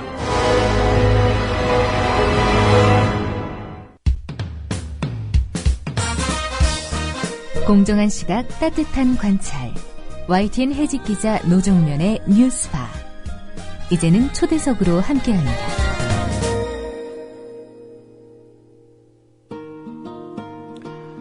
최근 사법정의에 대해 의문을 갖게 하는 판결이 대법원에서 나왔습니다.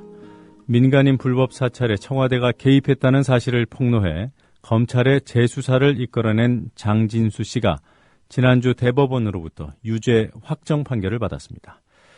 장진수 씨의 상관으로 증거인멸을 장진수 씨에게 지시했던 진경락 전 과장에 대해 대법원은 증거인멸 부분이 무죄라며 파기환송했습니다.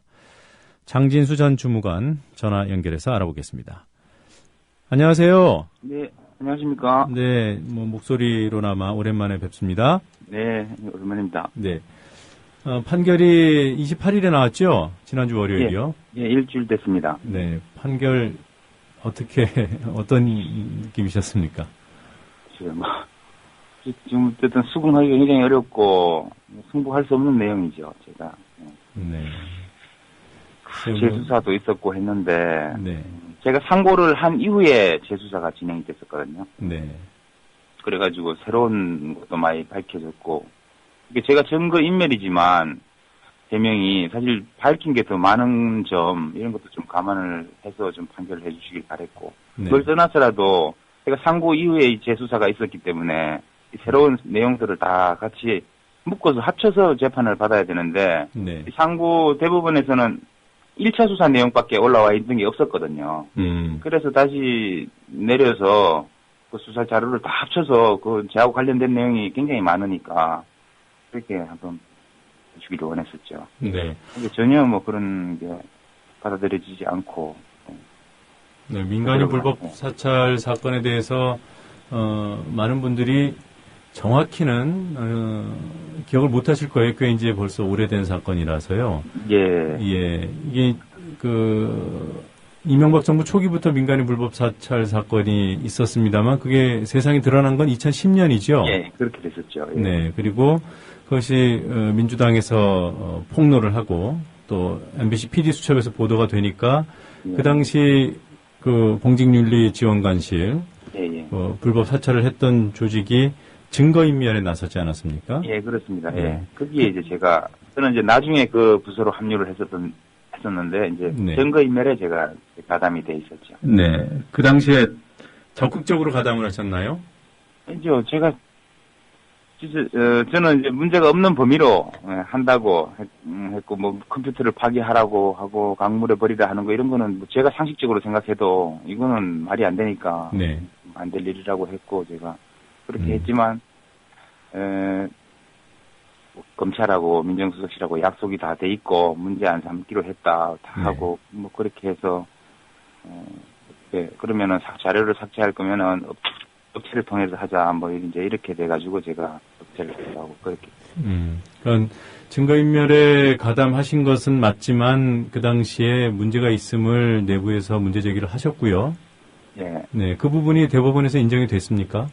그게 2차 수사에 밝혀져 있거든요. 그런데 그게 이제 대법원에 안 올라와 있으니까 뭐 인정이 안 된 거는 그렇다 치더라도 제가 그러니까 그걸 같이 해서 한번 이렇게 재판을 받아야만 되지 않겠습니까? 그런 내용이 없이 그대로 그냥 유죄가 확정이 된 거였거든요. 네. 장 주무관님께 증거인멸을 지시한 사람이 진경락 과장이던가요? 예. 방금 컴퓨터를 파기한 사람은 청와대 최종석 행정관이었고, 네. 진경락 과장은 이레이징을 하라고, 자료를 지우라고 했었죠. 네. 그래서 제가 그 전임자가 와서 전날 그 내용이 있었어요. 그대로 그렇게 하면 문제가 없는 줄 알고, 한 게 그게 이레이징이었는데, 네. 그 지시를 하기 전에, 그 사람들이 어디 강남 모처에 모여서 회의를 하고, 네. 저한테 지시를 한 거였거든요. 네. 이게, 제가 저를 이용한 거죠. 그 사람들은 회의를 다 하고, 다 짜놓고. 네. 그런 부분인데, 이것도 이제 2차 수사에서 그렇게 밝혀졌죠. 네. 장진수 씨는 그 회의에 참석할 만한 직급이 아니셨던 모양이죠? 예, 뭐 저는 집에 있었으니까요, 그때. 네. 그럼 진경락 과장은 그 장진수 주무관님 입장에서 보면은 어느 정도 위치에 있는 사람입니까? 뭐, 제 직속 상관이라고 그렇게, 할 수 있는데, 굉장히 높습니다. 제 공직 내부에서 보면. 예. 네. 4급 과장이기 때문에. 네. 그 상급자의 지시를 받고 가담을 일부 하기는 했습니다만, 이후에 이런 문제가 있음을 또 스스로 밝히셨고요. 예. 근데 그런 점이 전혀 대법원에서는 참작이 안 됐다. 예. 네. 그 반면에 진경락 전 과장은 그 증거인멸 부분에 있어서는 무죄로. 예, 무죄입니다. 네. 그래서 파기환송을 했더군요. 예. 시킨 사람은 무죄고, 시킨 대로 문제 제기를 했지만, 뭐, 시켜서 어쩔 수 없이 가담한 사람은 유죄 판결을 받은 그런 상황이군요. 예. 네.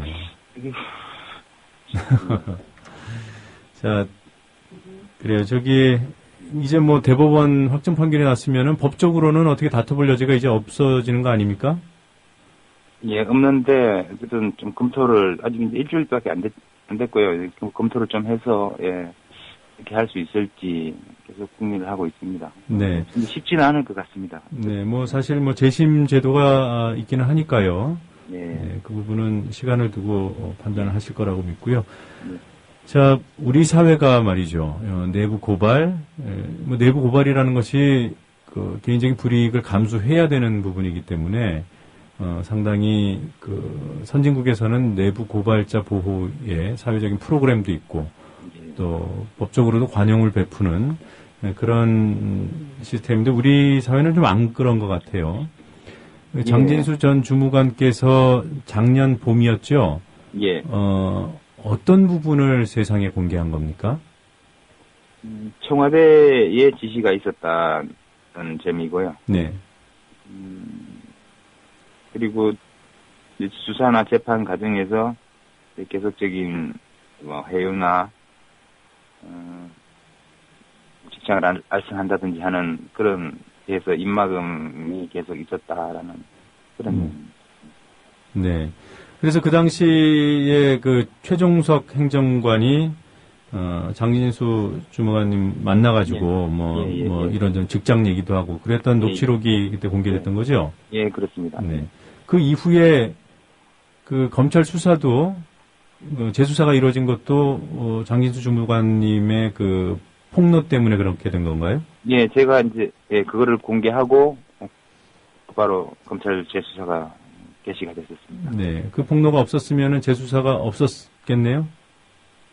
네, 그렇게 봐야 되겠죠. 네, 그러니까 이 시간 순서를 보면은 지난해 봄에 그러니까 그 이전에 이미 2010년도에 1차 수사가 진행이 됐고요.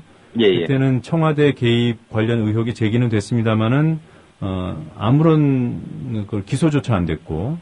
예. 그 상태에서 네, 여러 관련 그 사람들이 청와대에서 사용한 대포폰 이런 걸 다 확인을 했어요. 했는데 검찰은 숨겼고 그런 내용들을. 네.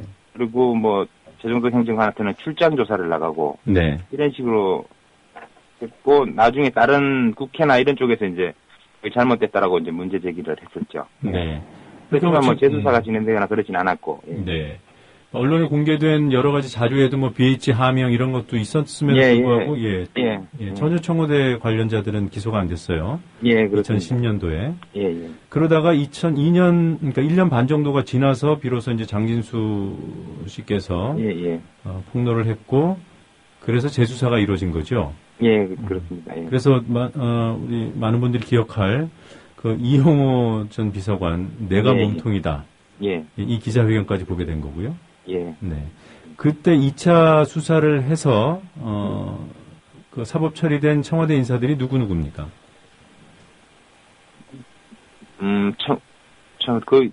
청와대 바깥도 있죠. 예, 박영준 차관이라든지, 네.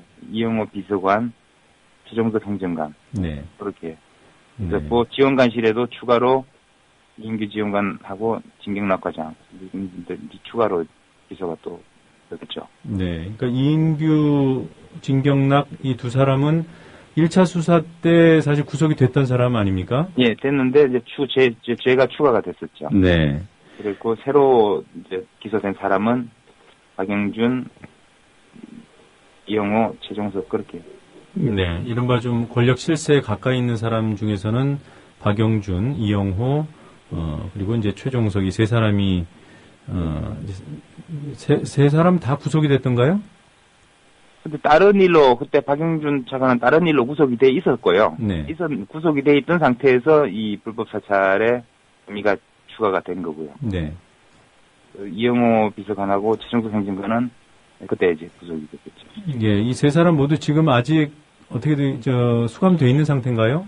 나온 사람도 있고 수감돼 있는 사람도 있고 그렇게 알고 있습니다. 네. 확정 판결은 이미 때보다 더 빨리 확정 판결이 났었고. 네. 그 인권위에서요 민간인 사찰 사건에 대한 그 검찰 2차 조사까지 끝난 다음에 또 진상 조사를 벌이지 않았습니까? 예, 그렇습니다. 그때 그 2차 두 차례 수사에서 검찰이 밝혀내지 못했던 민정수석실의 개입을 인권위가 지적을 했어요. 예. 근데 민정수석실 관계자들은 처벌받은 사람이 없죠. 예, 아무도 없죠. 네, 알겠습니다. 우리 장진수 주무관님 형량이 확정된 형량이 뭡니까? 징역 8월에 집행유예 2년. 예. 확정이 됐습니다. 집행유예면은 공무원 신분을 유지할 수 없는 형 아닌가요? 됐고, 박탈이 됐습니다, 지금. 그러면 이 판결 전까지는 신분이 어땠습니까? 판결 전까지는 공직의 신분은 있었죠. 예. 다만 보직이 없어서 집에서 대기 발령을 받아 있었던 거고. 네. 그러면 이제 당연해직이 되는 겁니까? 예, 당연퇴직이라고 합니다. 정식 명칭은. 네. 자, 재판이라는 것이 여러 가지 법리도 따지고 하기 때문에 판결을 결과만 가지고 판단하긴 어렵다는 건 저도 잘 알고 있습니다만은 이게 불법을 지시한 사람은 무죄고 그걸 이제 하급자로서 소극적으로 수행한 사람은 유죄당해서 공직을 박탈당하는 상황에 이르기 때문에 이게 상식적인 판단을 안 해볼 수가 없는데요. 이 민간인 불법 사찰과 관련해서 연루됐던 사람들 지금 뭐 하고 있는지 좀 여쭤보겠습니다. 저 같은 경우에는 YTN 노조를 담당했던 사찰관이기 때문에 아주 뚜렷이 기억하는 원충현이라는 사람이 기억이 나는데요. 이 사람 지금 어디 있습니까? 연락을 안 하니까. 네. 그분들이 개인적으로 다 어디서 뭐 하시는지는 모르는데, 네. 취업 원충현 씨가 취업을 했다는 게 아니고 다른 분은 어디에 취업을 했다는 얘기도 들리긴 했는데 구체적으로는 잘 몰라서 말씀을 못 드리겠네요. 네. 그 원충현 씨가 고용노동부 고용보험심사관실에 재직을 하고 있어요. 그런데 이번에 이제 같이 저하고 같은 날짜에 퇴직이 됐죠. 그럼 이제 그 형이 확정이 이번에 된 건가요? 예. 그리고 이동걸 씨 기억하십니까? 예. 변호사 비용을 직접 전달한 분이죠? 예. 노동부에서, 그 당시에, 고용노동부에서 돈을 가져왔었죠. 네. 그 당시 돈을 받을 당시에는 장 주무관께서 증거인멸 혐의로 재판받던 중이었고요. 예, 기소되고 재판, 1심 재판 받을 때 했었습니다. 네. 이 이동걸 씨가 그 돈을 전달하는 역할을 했는데, 지금 직책 혹시 아십니까? 아니요, 그 소식을 들어본 적은 없습니다. 나중에 어디 지방에 무슨 국장으로 가 있다는 얘기는 제가 한번 들었는데, 그 이후에는 또 어디 있는지 모르겠습니다. 경남 노동위원장. 예. 같다고 하더군요. 예. 그 권중기 씨는 어떻게 경찰에 복귀가? 마찬가지로 경찰 복귀를 해서 일을 하다가, 지난주에 저랑 같은 날짜에 확정 판결이 있었죠. 네. 예. 그러니까 제가 이거 좀 여쭤보는 것이요. 수족이 돼서 그 상급자의 명령을 수행했던 사람들은 지금 다 직을 잃었어요. 예.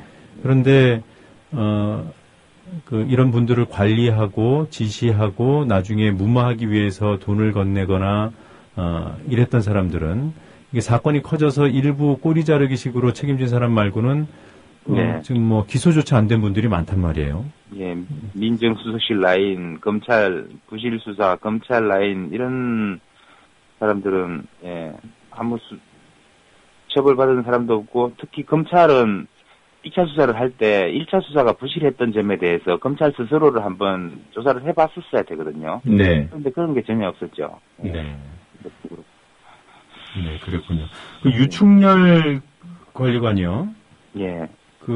장인한테서 돈을 빌려가지고 관봉 형태로 5천만 원을 전달한. 예, 그 청와대에서 장성명 비서관이라고 거기서 받아서 한테 전달을 했었죠. 네, 장성명, 유충렬 이 사람들은 어떻게 되어 있습니까? 유충렬 국장 같은 경우에는 계속 지금도 총리실에 근무 1급으로 승진해서 근무를 계속 하는 걸로 알고 있고요. 승진까지 하셨어요? 그 이후에 승진을 했었고, 장성명 비서관은 제가 모릅니다. 어디 있는지. 알겠습니다. 자, 알겠습니다. 별로 이렇게 좋지 않은 소식 가지고 인터뷰를 하게 돼서 저도 좀 죄송스러운 마음이 들고요. 예, 끝으로 앞으로 어떤 활동을 하실 계획인지 잠깐 말씀을 해주시기 바랍니다. 예, 아직은 이제 일주일밖에 안 지나서 구체적인 계획은 못 세웠고요. 예, 법적인 일하고 좀 생계 부분하고를 좀 생각을 해야 되는데 제가 법적인 부분은 검토를 좀 하고 있고요. 징계를 어떻게 할지는 글쎄 아직 잘 모르겠습니다. 예. 네. 힘내시기 바라겠습니다. 네. 네, 오늘 인터뷰 응해주셔서 고맙습니다. 네, 안녕히 계세요. 예. 자, 최근에 또 청와대가 이른바 최동욱 뒷조사에 개입했다는 사실이 드러났습니다. 이것도 사실상 불법 사찰이고요. 이것이 민간인 불법 사찰이라는 큰 사건이 터졌음에도 불구하고 대한민국 검찰이 2차례나 수사를 벌였지만 정확히 책임자들을 규명해내지 못했습니다. 국가인권위원회에서 민정수석실의 개입을 지적을 하고 그리고 그와 관련된 증거들을 공개했음에도 불구하고 민정수석실의 어떤 누구도 책임을 지지 않았습니다. 그 결과가 지금 최동욱 뒷조사 사건에 민정수석실 일부 인사들의 개입 의혹이 나오고 또 청와대 행정관은 그 사실이 드러나서 직위 해제된 상태입니다. 이런 나쁜 선례, 나쁜 역사가 되풀이되는 것, 결국 나쁜 권력, 나쁜 정부의 책임이라고 지적하지 않을 수가 없습니다. 국민TV 라디오를 지지해주시는 방법. 팟빵 홈페이지에서 총 4가지를 클릭해주세요. 다운로드하기, 별점 주기, 구독하기, 댓글 달기. 기억하셨죠? 다운로드하기, 별점 주기, 구독하기, 댓글 달기. 더 좋은 방송을 위한 최고의 응원. 다운로드하기, 별점 주기, 구독하기, 댓글 달기. 국민TV 뉴스가 창간했습니다. 빠르고 정확한 뉴스. 국민TV 뉴스의 텍스트 버전을 여러분 앞에 내놓습니다. 국민TV 라디오의 각종 콘텐츠를 이제는 읽으실 수 있습니다. 뉴스.국민.tv 국민TV 뉴스에서 세상의 모든 뉴스와 만나세요.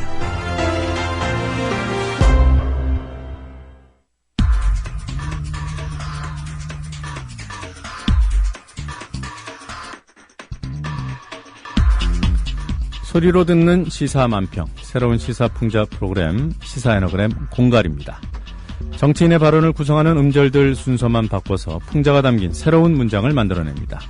오늘은 어제 청와대 이정현 홍보수석의 개인적 일탈 발언을 애너그램 상자 공갈통에 넣어보겠습니다. 최동욱 뒷조사와 찍어내기에 청와대가 개입됐다는 의혹을 부인해오던 청와대가 조오영 행정관의 뒷조사 개입을 인정했습니다. 하지만 이를 발표한 이정현 홍보수석은 개인적인 일탈이라고 합니다. 본인도 낯이 부끄러웠는지 카메라는 켜지 못하게 했습니다. 이정현 수석이 했던 말을 들어보시죠.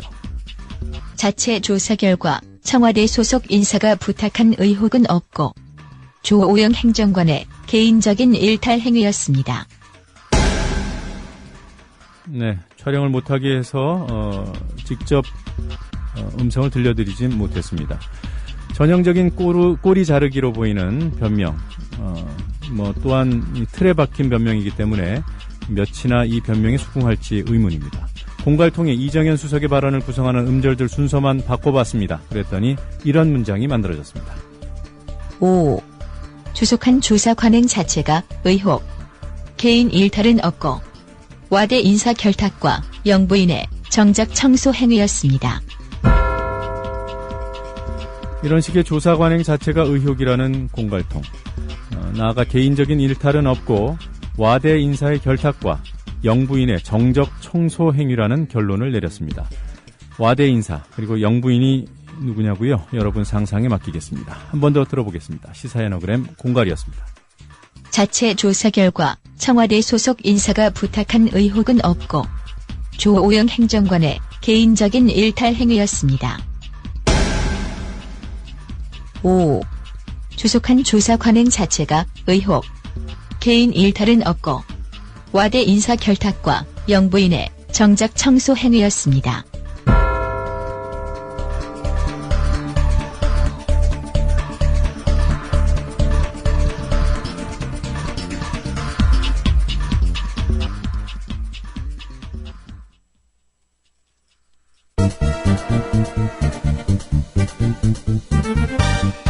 국민TV가 천년도시 전주로 갑니다. 미디어 협동조합 전라북도 조합원 한마당 행사가 돌아오는 토요일인 12월 7일 낮 3시 전주시 덕진구 백제대로 567번지 전북대학교 법학전문대학원 진수당 가인홀에서 열립니다. 정승조 아나운서의 사회로 역사의 혼을 부르는 가수 손병희의 콘서트와 전 통일부 장관인 정동영 민주당 상임고문과 함께하는 서영석 김용민의 정치토크 공개방송, 최동석 조상훈의 왜 협동조합인가 공개특강으로 꾸밉니다. 12월 7일 토요일 낮 3시 전북 전주시에 있는 전북대학교 법학전문대학원 진수당 가인홀. 공정언론의 희망을 품은 모든 조합원과 시민의 열띤 참여를 기대합니다.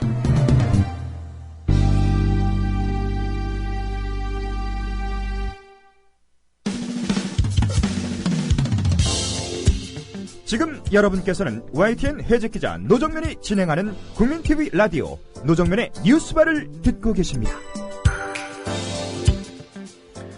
시적절하면서도 볼만한 영화를 골라 흔들어드리는 최강희의 영화 쉐킷 시간입니다. 영화평론가 최강희 씨 스튜디오에 나와 계십니다. 안녕하세요. 네, 안녕하세요. 오늘은 어떤 주제의 영화들을 소개해 주실 겁니까? 네, 오늘은 SF 영화에 대해서 좀 말씀을 드리려고 해요. 네. SF 영화 많이들 좋아하시죠? 노정면 앵커도 좋아하시죠? 저는 SF보다는 이렇게 좀 조폭들 나오는 영화를 좋아합니다. 의외인데요. 네. 조폭 나오는 영화를 좋아하신다. SF 영화는 뭐 한국에서 늘 개봉할 때마다 특히나 할리우드 SF 영화들은 많이들 흥행을 하잖아요. 예. 얼마 전에 개봉한 영화 가운데 이제 그래비티라는 영화가 있었잖아요. 네. 산드라 블록이 주연한 영화. 그 작품도 지금 한국 극장가에서 상당히 흥행몰이를 하고 있습니다. 300만 명 이상 돌파하면서 꽤 많은 관객들을 불러 모으고 있는데 우주 공간에서 이제 벌어지는 이야기를 통해서 이제 귀향, 고향으로 돌아가는. 이제 여기서 고향이라는 것은 지구이자 영화 제목 그대로 그래비티, 중력이라고 할 수 있겠죠. 네. 나를 끝내 이렇게 끌어당기는 어떻게 보면 속박과도 같은 그래비티, 중력이 우주로 나갔더니 정말 그립더라라고 하는 그런 역설적인 상황을 보여주고 있는 영화라고 할 수 있겠습니다. 근데 그래비티는 SF 영화가 지금 현재에도 네네. 가능한 상황 아니에요? 그렇습니다. 그래서 보통 SF를 우리말로 번역할 때는 공상과학 영화 이렇게 부르는데 네. 사실 이 말에 좀 어폐가 있죠. 공상이라는 것은 현실로 벌어질 수 없는 상황을 이제 상상하는 것이죠. 이제 공상인데 그래비티 같은 경우에는 현실로 얼마든지 벌어질 수 있는 그런 상황이니까 네. 뭐 굳이 공상이다라고 얘기할 수는 없겠죠. 정확하게 얘기하면 과학 허구 영화다 이렇게 오는 그대로 번역을 해보면 그렇게 될 것 같습니다. 네. 어쨌든 많은 SF 영화들이 뭐 그래비티 같은 경우는 예외이겠습니다만은 주로 이제 근미래나 아주 먼 미래를 배경으로 삼고 있죠. SF의 그 주제를 좀 이렇게 분류를 해보면은 경향이 있습니다. 일단 SF가 가장 좋아하는 주제는 뭐 지난번에도 한번 이 시간에 말씀드렸다시피 외계인, 네. 뭐 에일리언이라든가 뭐 디스트릭트 9이라든가 뭐 이런 영화들, 맨 인 블랙 같은 영화들은 조금 코미디의 형식으로 이제 외계인이라고 하는 SF의 고전적인 소재를 다루고 있는 작품이라고 할 수 있겠는데요. 외계인뿐만 아니라 또 하나의 그 SF가 좋아하는 소재가 또 복제. 네. 예. 그러니까 뭐 클론이라고 하죠. 인간 복제. 거기에 대한 약간의 그 뭐랄까 두려움 이런 것들을 통해서 이제 경고의 메시지를 인간 문명, 인간의 그 과학 기술이 너무 발전하게 되면은 좀 비인간적인 상황이 될 수도 있지 않겠느냐. 네. 뭐 아일랜드 같은 영화 네. 대표적으로 그런 그 복제의 문제를 흥미로운 SF 스릴러의 틀에 담아낸 작품이라고 할 수 있겠습니다. 네. 얼마 전에 개봉한 오블리비언이라고 하는 영화가 있어요. 톰 크루즈 주연의 영화. 네. 그 작품도 사실은 복제라고 하는 그 모티브를 가지고 관객들에게 흥미로운 이야기를 전달해준 작품이라고 할 수 있겠습니다. 오늘 조금 있다가 제가 소개해드릴 더 문이라고 하는 SF 영화가 있는데요. 그 작품도 기본적으로 복제라고 하는 주제를 가지고 관객들에게 이야기를 건네는 그런 영화입니다. 또 다른 SF의 또 고전적인 소재, 그게 뭐냐? 바로 시간 여행입니다. 네. 네, 인간은 항상 과거를 바꾸고 싶어 하죠. 네. 혹은 미래로 달려가서 나의 미래의 모습이 어떤 모습일까 확인하고 싶어 하는 그런 욕망이 있습니다. 네. 근데 그런 보편적인 욕망을 받아 아는 소재가 바로 그 시간 여행이라고 할 수 있겠습니다. 사실 우리는 많은 분들이 일상적으로 시간 여행을 하세요. 네. 조금 있으면 또 1월 1일 되면 토정비결도 보시겠죠? 네. 그것도 어떻게 보면은 또 심리적인 시간 여행이라고 할 수 있겠죠. 나의 1년은 어떻게 될까? 미리 좀 점쳐보고 가늠해보는 것인데, 이 시간 여행이라고 하는 소재도 상당히 SF에서 자주 다뤄지는 그런 소재라고 할 수 있겠습니다. 조금 이따 제가 또 소개해드릴 지난주에 개봉한 11시, 우리 영화인데요. 그 작품도 바로 시간여행을 소재로 삼고 있습니다. 어쨌든 중요한 것은 제가 말씀드리고자 하는 것은 SF가 공상과학 영화 혹은 근미래라고 하는 전제를 달고 있다고는 할지라도 기본적으로 현재에 대한 영화다. SF는. 네. 예, 미래를 배경으로 하고 있습니다만 창작자들이 느끼는 지금 이 시대, 지금 창작자들이 발 딛고 서 있는 세상의 부조리함, 세상의 모순, 문제의식 이런 것들을 SF라고 하는 장르적인 틀 안에 녹여내고 있기 때문에 네. 어떤 문제의식을 가지고 있는가 저 감독은 이런 것들을 SF 영화를 보면서 읽어내려고 하는 시도는 언제나 올바르다. 저는 그렇게 생각을 합니다. 자, 아무튼 11시라는 영화 지난주에 개봉했는데요. 한국 영화는 잘 SF를 시도를 안 해요. SF를 시도하지 않는 이유는 뭘까요? 한국 영화 가운데 SF 보신 적 있으세요? 공상과학 영화? 한국 영화 중에서요? 예. 글쎄, 한국 배우가 출연한 최근 영화는 본 적이 있습니다. 어떤 영화죠? 클라우드 아틀라스. 아, 예. 클라우드 아틀라스. 배두나 씨가 나왔죠? 네. 네네. 근데 한국 감독들은 잘 SF를 안 만드는 것 같아요. 돈 때문인가요? 그렇죠. 아무래도 돈 때문에. SF라는 걸 만들려면 이제 근미래 사회 혹은 미래 사회를 이 CG라든가 이런 걸로 이렇게 시각화해야 되잖아요. 예. 근데 거기 돈이 엄청 들어갑니다. 근데 그러다 보니까 SF는 할리우드의 전유물처럼 돼버린 그런 상황이 됐죠. 그런데 이런 상황에서 아주 용감무쌍하게 또 시라노 연애조작단, 광식이 동생 광태 이런 로맨틱 코미디를 만들었던 김현석 감독이 네. SF에 도전을 했습니다. 그 결과물이 지난주에 개봉한 11시 정재영 씨, 김옥빈 씨가 주연을 맡은 최다니엘 씨도 나오고요. 그 영화인데 저는 어제 봤어요. 뒤늦게 봤는데 네. 보면서 깜짝 놀랐습니다. 굉장히 뭐랄까 SF적인 비주얼이라고 하는 측면에서는 당연히 할리우드에 따라가지 못하죠. 네, 거기에는 못 쫓아가는 측면이 있는데 그것을 시나리오의 어떤 밀도로 돌파하려는 그런 흔적이 아주 역력하게 엿보이는 그런 작품이었습니다. 네. 이 11시라는 영화의 기본 설정을 말씀드리면 이렇게 설명이 되겠습니다.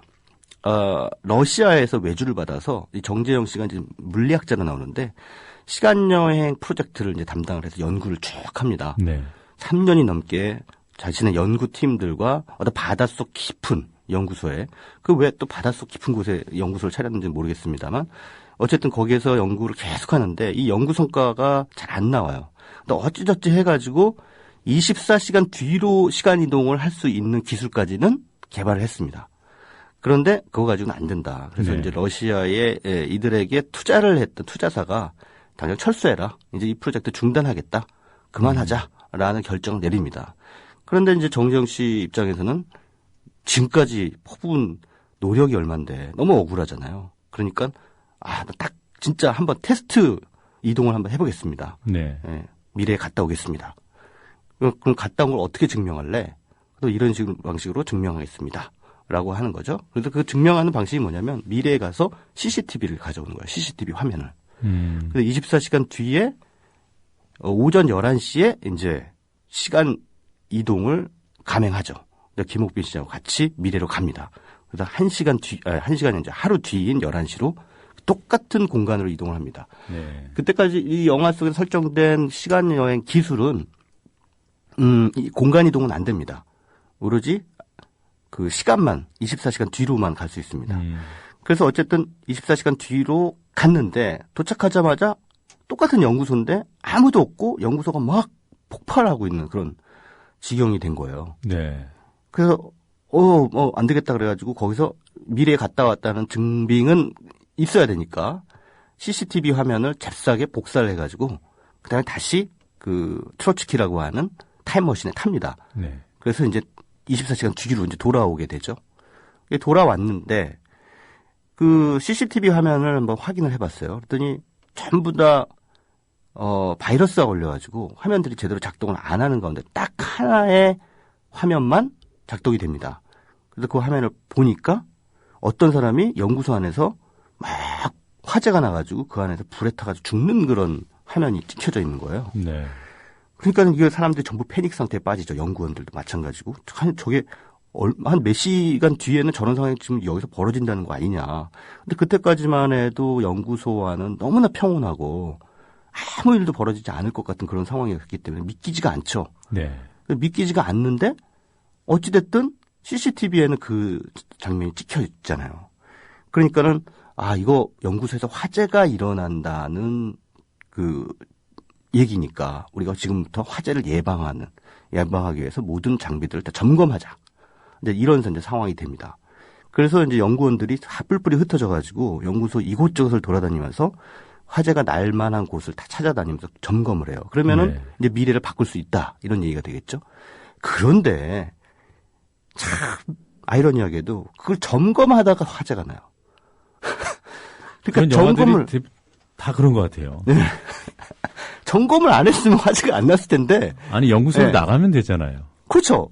연구소 바깥으로 나가면 되는데 그들을 데리러 오는 잠수정이 지금 당장은 또 안 된다. 48시간 뒤에 데리러 오겠다. 네. 이렇게 됐기 때문에 어쨌든 그들은 거기서 48시간 견뎌야 되는 그런 상황입니다. 그런데 24시간 뒤에 연구소가 폭발한다는 것을 미래에 가봤더니 알게 됐고 또 그 와중에 CCTV 화면을 통해서 화재가 일어난다라는 사실을 알게 됐잖아요.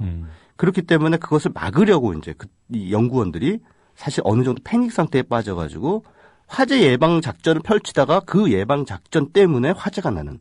그래서 연구소에 누군가가 정말 CCTV 화면에 그것처럼 타서 죽습니다. 네. 그러면서 점점점 사람들이 패닉 상태에 빠지고 이거 완전히 우리 이렇게 해서 어떻게 되는 거야? 그러다가 나중에 CCTV 화면을 복원해 봤더니 한 사람씩 다 죽는 거예요. 네. 네. 그러면서 이제 점점점 사람들이 그냥 미쳐 돌아가는 그런 상황이 되는 거죠. 이거 정말 우리가 이렇게 예정된 운명처럼 그 미래에 이런 상황을 맞이하게 될 것이 아닌가라고 하는 공포, 두려움 이런 것들이 있고 한편으로는 바꿀 수 있다. 네. 그러니까 미래를 바꿀 수 있다. 우리가 지금 뭔가를 하면 이런 상황을 맞이하지 않을 수 있다라고 하는 희망을 갖고 정재영 씨가 연기한 것도 팀장의 지시대로 그렇게 막 움직여 가는데 그게 과연 예정된 미래처럼 될까요? 아니면은 바뀌게 될까요? 그걸 말씀하시면 아마 게시판이 폭발할 것 같습니다. 그거 저는 말을 안 하고 네. 그걸 이제 여쭤보는 거예요. 청취자 여러분께 바뀌게 될까요? 안 바뀌게 될까요? 근데 어쨌든 이 영화는 시간 여행이라고 하는 소재를 가지고 우리에게 흔히 사람들이 생각하는 아까 모두에 제가 말씀드린 시간에 대한 욕망, 과거를 바꾸고 싶다, 혹은 미래를 알고 싶다라고 하는 보편적인 욕망을 쓱 끌어와서 시간에 대한 이야기를 하고 있는 것처럼 흉내를 내고 있어요. 신용은 그렇게 하고 있는데 사실 이 영화는 시간에 대한 영화가 아닙니다. 그리고 운명에 대한 영화도 아니에요. 어떻게 보면 이 영화는 사람들이 가지게 되는 공포와 불안, 또 서로에 대한 불신 이런 것들이 자신도 모르게 서로 스스로 서서히 파멸되어 가면서 그들이 피하고 싶었던 파국으로 예정된 파국으로 치달아가는 그런 과정을 보여주고 있는 것이죠. 그러니까 여기서 중요한 것은 이들이 왜 바꾸고 싶었던 미래를 그대로 재현하면서 현재를 살고 있는가라고 하는 것이죠. 그것은 CCTV 화면을 통해서 이들이 확인하게 된 공포스러운 미래입니다. 이것을 굉장히 의미심장한 메시지를 우리에게 주는 대목이라고 할 수 있겠죠. 그러니까 현재를 지옥으로 만들고 현재를 살만하지 못하게 만드는 그것이 무엇인가, 사람들로 하여금 그렇게 치달아가게 만드는 것은 무엇인가라고 할 때 결국 그것은 불안, 두려움, 공포 이런 것이죠. 그것이 결국은 주변에 있는 사람들에 대한 신뢰를 깎아먹게 되고 서로를 못 믿게 되고 서로를 막 이기려고 안간힘을 쓰게 되고 엄청난 경쟁에 대한 비용을 치르게 되고 이런 것들이 결국은 우리를 더욱 불안하게 만드는 것이 아니냐. 그 미래에 대한 불안감, 이것이 우리의 삶을 피폐하게 만들고 당장 현재를 지옥으로 만들고 있는 것이 아니냐라고 하는 굉장히 새길만한 메시지를 관객들에게 던져주고 있는 것이죠. 네. 네, 뭐 지금 궁금한 게 많지만 아니 궁금한 건 물어보세요. 아니 근데 영화의 이게 자꾸 이제 영화의 결말까지 치달아 갈 수 있기 때문에 저기 기술적으로 피하면서 말씀드릴 수 있는데. 근데 우리 또 시간도 네. 지금 이제 더 문으로 가야 될 시간입니다. 예. 네. 더 문이라는 영화도 굉장히 그 SF적인 틀 안에 현실 비판적인 메시지를 아주 탁월하게 잘 녹여낸 영화입니다. 이 영화의 설정을 말씀드리기 전에 영화는 영국 영화입니다. 네. 그러니까 할리우드에서 나온 아주 블록버스터급 SF 영화가 아니고요. 네. 영국의 굉장히 젊은 신예 감독 던칸 존스가 저예산으로 만든 SF 영화인데, 그래서 그런지 굉장히 CG라든가 화면들이 화려하진 않아요. 이 영화의 배경은 달입니다, 달. 네. 근미래의 달. 근데 이 설정이 어떻게 됐냐면 가까운 미래에 인류가 이제 에너지가 다 고갈된 거예요. 지구에서 얻을 수 있는 에너지가 없어요. 네. 그러니까 어떤 회사가, 민간 회사죠. 거대 회사가 달에다가 이 에너지 채취 회사를 차립니다. 그래서 이제 거기에 파견된 한 사람이, 혼자서 에너지, 헬륨을 채취해서 달에서 그것을 이제 로켓 같은 데다 실어요. 그래서 자동으로 지구로 쏩니다. 그러면 그게 지구에서 받아서 그걸 가지고 에너지원으로 이제 활용을 하게 되는 그런 상황이죠. 그런데 이제 이 달에서 이 역할을, 이 임무를 담당하는 사람이 바로 샘이라고 하는 우리의 주인공입니다. 네. 샘 벨이라고 하는 이름인데요. 임무는 3년 동안 해야 됩니다. 3년 동안 하면 이제 집으로 돌아갈 수 있어요. 그래서 이제 영화의 시점은 이 사람이 거의 3년을 다 채웠어요. 네. 혼자 지구하고 그 통신위성도 고장이 나가지고 제대로 교신할 수도 없는 그런 상황에서 오로지 대화를 나눌 수 있는 대상이라고는 그 컴퓨터가 있습니다. 거티라고 하는 컴퓨터 말을 하는 컴퓨터예요. 그래서 이 거티하고 서로 그냥 농담 따먹기 하면서 그렇게 외로움을 참으면서 달에서 그 연료 채취 임무를 수행하는 와중에 이제 2주 후면은 집에 돌아갈 수 있는 그런 상황이 됩니다. 그런데 이렇게 일어나 봤더니 정체 모를 여자가 쓱 나타났다가 사라지고 이런 좀 이상한 일이 벌어지는 거예요. 이제 그러다가 임무를 하러 밖에 나갔다가 그 자신이 타고 다니는 그 달 위에서, 달 표면에서 이제 몰고 다니는 차가 있어요.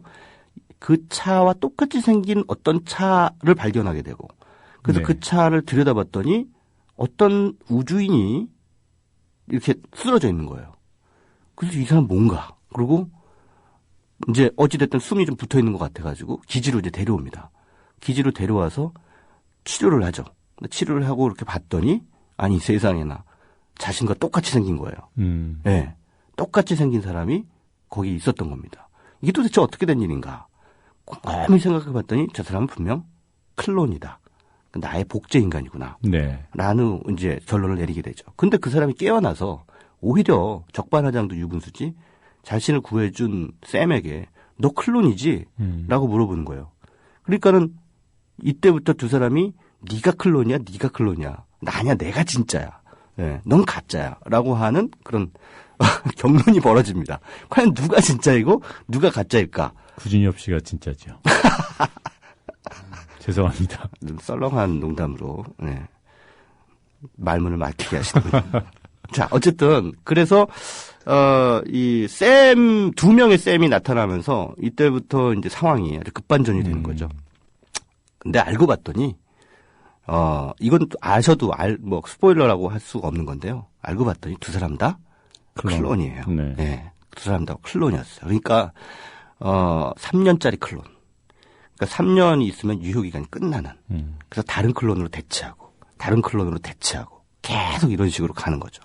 그런 아주 거대한 충격적인 그런 이제 진실을 이제 두 사람이 알게 되면서 그렇다면 우리가 클론으로서 여기서 생을 마감할 것이냐 아니면은 우리를 이렇게 3년 동안 정말 마음껏 부려먹고 폐기 처분하려고 하는 저 부도덕한 에너지 기업을 향해서 저항을 할 것이냐라고 하는 이제 차원에서 이제 결단을 내리게 되는 그런 상황이 아주 흥미진진하게 펼쳐지고 있는 그런 영화입니다.